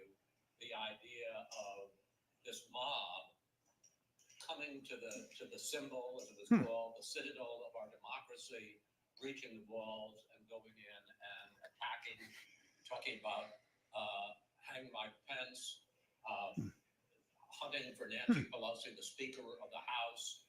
And, you know, there was also some, you look back at some of the things that were said, that Benny Thompson, the chairman, this was a sprawling, multi-step conspiracy to overturn the election, and Donald Trump was at the center of the conspiracy. Liz Cheney, those who invaded the Capitol were motivated by what Trump told them. Trump lit the fuse for the attack. It was a very powerful, very well produced, if you will, 2-hour presentation. I still have questions. If you were horrified by the events of January 6th and what we've learned since, you were certainly horrified by what you saw. If you haven't been convinced of that in the last year and a half, I'm not sure if this or anything will change your mind. He's a former top Fox News host who defected to CNN, so it's very interesting to hear. He's a big deal in news. I'm watching CNN.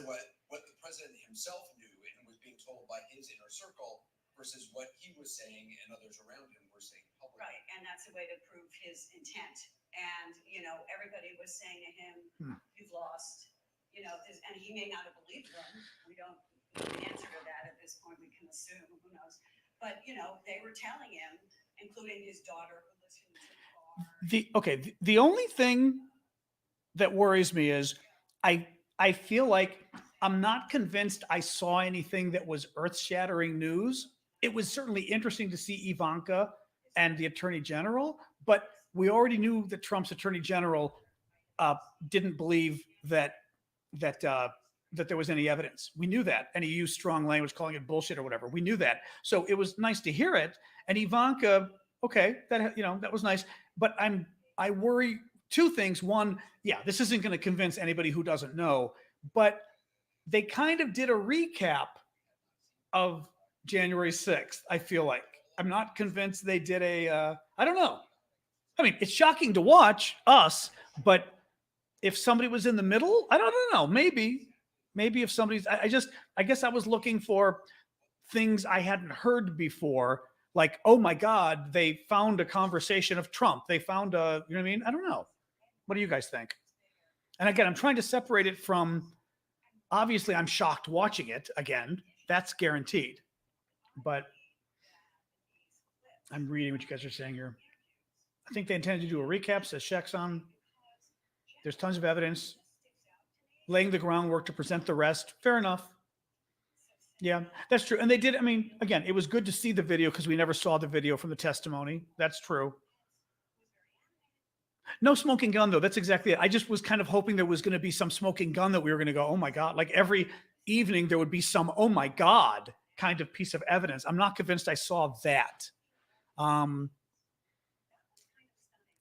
Oh, you should never be criticized for being interested in this stuff, Thomas. Oh, unfortunately, that's a sign of your classmates. We've got a 17-year-old saying he's criticized by his classmates for following this news. No, this stuff matters. In a few years, you know, in a few years when they grow up, you're going to be the one who's the smarter one. And it's just, yeah, no. Yeah. Marion, my lawyer friend. I mean, I get it. It was fine for laying the framework, but I guess for a lot of us, like we knew we knew the framework, so to speak. Then again, maybe it's not for us. Maybe it's for people in the middle more who might not have been following it. Definitely could be.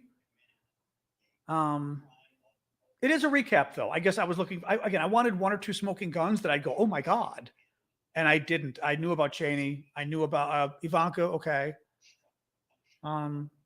Having said that, it's important from a documentary's perspective, as somebody was saying on YouTube, about laying down the history for the future, and that is important too.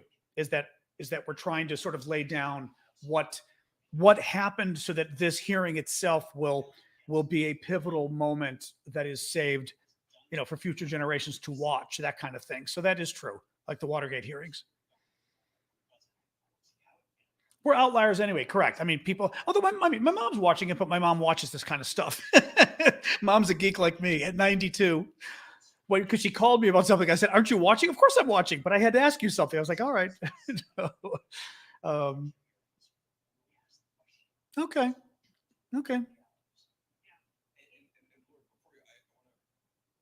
Yeah, true, Tony. Oh. She's good. Hang on, this CNN host is very good. I had 3 discussions with the president that I can recall. One was on November 23rd, one was on December 1st, and one was on December 14th. And I've been through sort of the give and take of those discussions. And in that context, I made it clear I did not agree with the idea of saying the election was stolen and putting out this stuff, which I told the president was bullshit.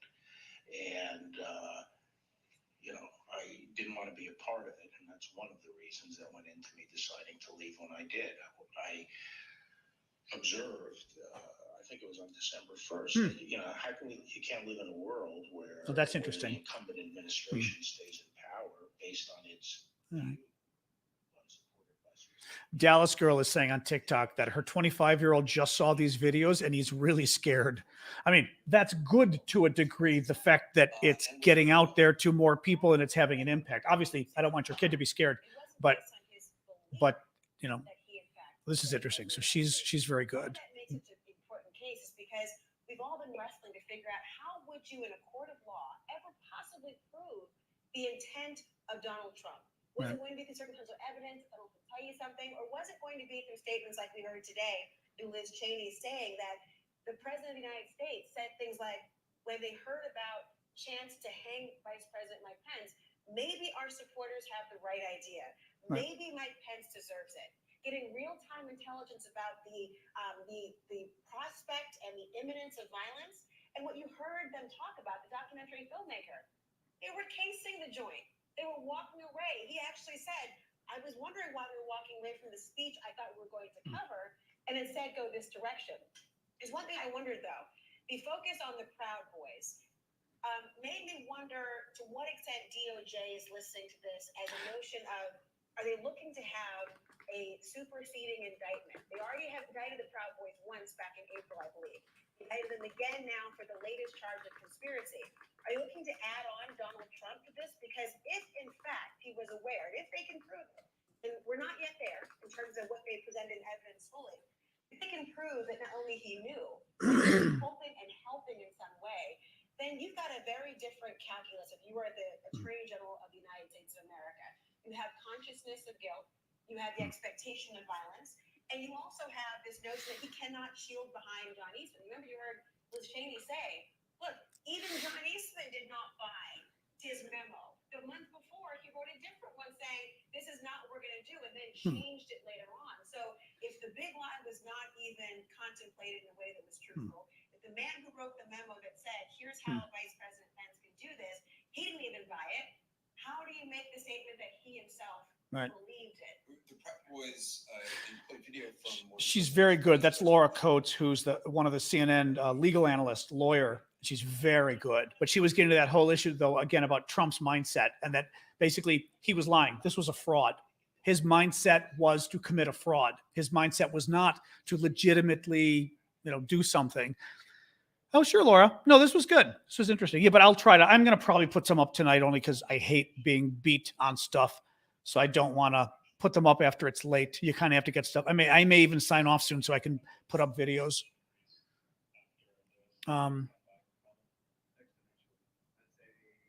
I don't know, Thomas. I mean, Thomas is asking whether this will help Democrats in the midterms. I mean, we're fucked. Sorry to hear the language. I mean, as a country, I don't think people understand how serious this is. A lot of people, we do, but a lot of people don't, and they're going to vote in the midterms on how the economy's going. Thanks, Poppy. Which is fine, but you don't vote for the people who are literally trying to overthrow the government violently because inflation's too high. You just don't.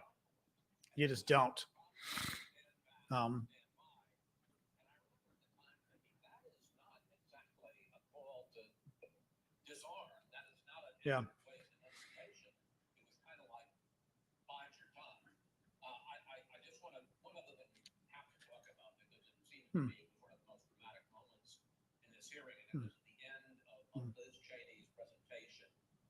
And this is a woman who may very well give up a bright political career on the principle that she cannot countenance what a lot of other Republicans are countenancing, which is what's going on with Donald Trump. And she said to my fellow Republicans, there will come a day when Donald Trump is gone, but your dishonor will remain. Yeah. And she's up at a Republican primary in August. I think right now we'd all have to say she's not the favorite. She's a long shot to win. But if that's what ends up happening, she's going down with her head held high. One more thing that I think she did was there was a portrait of Donald Trump that came through in all of her in her talk, which was that she basically portrayed him as somebody people in the White House felt they had to protect from the crazy people he was letting into the Oval Office. And they knew that they were feeding him garbage about the fact that he could win the election. And she said at one point, they knew the president needed to be cut off from those who encouraged him. It was dangerous to be left alone. She also painted a portrait of a president who did absolutely nothing on that day for hours and hours, while Mike Pence was not only on Capitol Hill, but was calling General Milley, calling others, issuing orders to try to stop what was happening. Yeah, I mean, we had a president who wasn't a president. We had a president who wasn't willing to protect the country, as he told Bob Woodward he was supposed to be doing. And we had people around him who didn't trust the president to do the right thing, and then who had to beg him to do the right thing. And yet he didn't. And he didn't because he saw these people on television supporting him. Right. It was the same thing. That's why he didn't criticize the Proud Boys when. Thank you guys for the likes. When he was asked to debate. That's why he said there were great people on both sides at Charlottesville. And that's why he said, you're wonderful people. You're wonderful people. This is what happens in an election. We love you. That's what he said at the end of the day on January 6th. And today he says, oh, look at the great crowd I had on January 6th. There was so much love in the air. They quoted that. It's astounding. And then juxtapose that to the testimony just now of Carolyn Edwards, the Capitol Hill police officer, who looks at this crowd and sees a war zone and is learning. We're learning today that the commander-in-chief does nothing, does not call Department of Homeland Security. I'm going to mute this for a second just because Daniel asked a question, but Jesus, it's a big question. Do you think things like the BLM riots, defund the police, Kyle Rittenhouse, wokeism, critical, what was it, CRT, whatever the hell it's called, critical race theory, contributed to these people absolutely losing the plot to the point of treason? I mean, yes, in the sense that, look, two things are going on. One, you have a lot of people in this country being radicalized by Fox News and Donald Trump combined, Well, no, the point is he's got a right point about the wokeism thing in terms of the argument of wokeism being bad from Fox News. Would it get these people revved up? These guys have been revved up by years of decades, but certainly years under Trump of Fox News and Trump telling them lies about, well, Republicans, frankly, I'm sorry, but Republicans telling them lies about all of these issues. And then, as I've said before, the big one, which is we've got a coup d'etat going on, says Donald Trump. And we literally have both parties in Washington trying to install somebody who didn't win the election, which on its face is something most people probably would go violent over. A coup d'etat in most countries. I'd hope there's some kind of a thing that happens if there's a coup d'etat going on. You know what I mean? I'm not going to be calling for pacifism if a coup d'etat happens. But you primed these people by making them crazy every day, by telling them black people are trying to kill them. You know, it depends which issue. Defund the police, some of that, Kyle Rittenhouse. I think that's a little different. But the main issue is evil people are trying to take over your country, and oh my God, they just did. They just stole the presidency in a coup d'etat, and you've gotten these people ready, and then boom, you've given them the final cause for violence. So, you know, it contributed, but it would depend on the issue, I'd have to say, to some degree too. You know, the BLM stuff, maybe the BLM stuff could. Now, again, I'm in between on the BLM stuff because there were violent protests and they were bullshit. They were bad. They weren't most of the protests, but they were there. I said earlier, maybe on the live this morning, they came through my neighborhood and they bashed in one of my neighbor's doors. I mean, scared the hell at 3 a.m. He's got a glass door and they smashed his door. They spray painted crap on all of our buildings. They broke it. They smashed the windows on our grocery store. I mean, ridiculous what these asses did, you know? And I'm sorry, but that was bad. We had people, you know, downtown DC was boarded up. We had cities across the country boarded up. That was not an effective political movement. When we had to board up yes, I'm in DC. When we had to board up the entire effing country worrying these guys were going to destroy it. That is not an effective political message, if you ask me. BLM, you know, it is a great movement to call for equality for black people and to eliminate racism. There was that offshoot stole the movement. I'll put it that way. It was the offshoot. The offshoot that protested in the evenings stole that movement and destroyed it. And that doesn't help in terms of things like January 6th, because you've got the crazy contingent who's going, look, the other guys are doing violence, and then the other guys just won. But I'm not going to say, I still think that was 1% of the influence on the insurrection. The insurrection was much more simply, these guys are part of a cult, and the cult leader told them something that merited violence, so they did it. You know, that's my very long answer.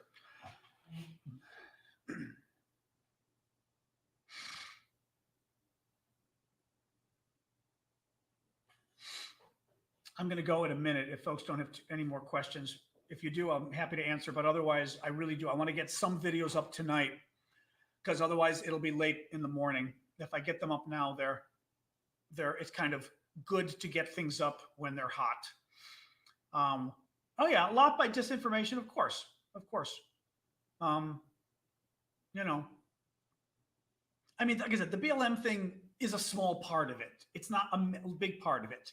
But I still get kind of pissed off with the BLM thing because on the liberal side, we're all supposed to pretend like the riots weren't a problem. And somebody said, one troll we had on TikTok right now that we ended up blocking because he went too far, but he was talking about Portland. The bullshit that happened in Portland was ridiculous. What they did to that city was absolutely ridiculous. What was it, 103 months or whatever the hell it was? It was disgusting what they did to that city. You know, so like, I'm happy to be more middle of the road on this stuff, but none of it compares to violently trying to overthrow the government and end the existence of our country as we know it. That's a little different than some crazy far left liberals in Portland doing a ridiculous sit-in for 3 months. you know, and it was ridiculous. I'm sorry what they were doing, but that ain't violently overthrowing the government. So it still didn't merit it. Any case, see, it's gonna get me pissed off now too. All right, I'm gonna go, guys. Like I said, I want to get these videos up. Thank you for coming. Thank you for the super chats and all that kind of stuff, guys. We'll be back tomorrow, 6 p.m. Eastern, as always. I'm doing my next live. We're going to do it about Ukraine. We'll probably we'll talk about this too, obviously, because this is the big story tonight. But yeah, thanks, guys. This was good. This was good. It's good. I like that we still get a nice critical mass of people, which is nice. I know now Nathan's going to ask me a question about the UN since I'm in my riled up mood. Don't you dare. Don't you dare, Nathan. All right, guys. TikTokers, thank you. YouTubers, etc. Well, we have a few and one person on Facebook. And the one person on Facebook, if you're still there, thank you. Yep, I'll give Sasha a kiss. All right, I'm getting off of TikTok right now. And then, all right, guys, I'm going to hang up so I can get my videos up. All right. Bye-bye.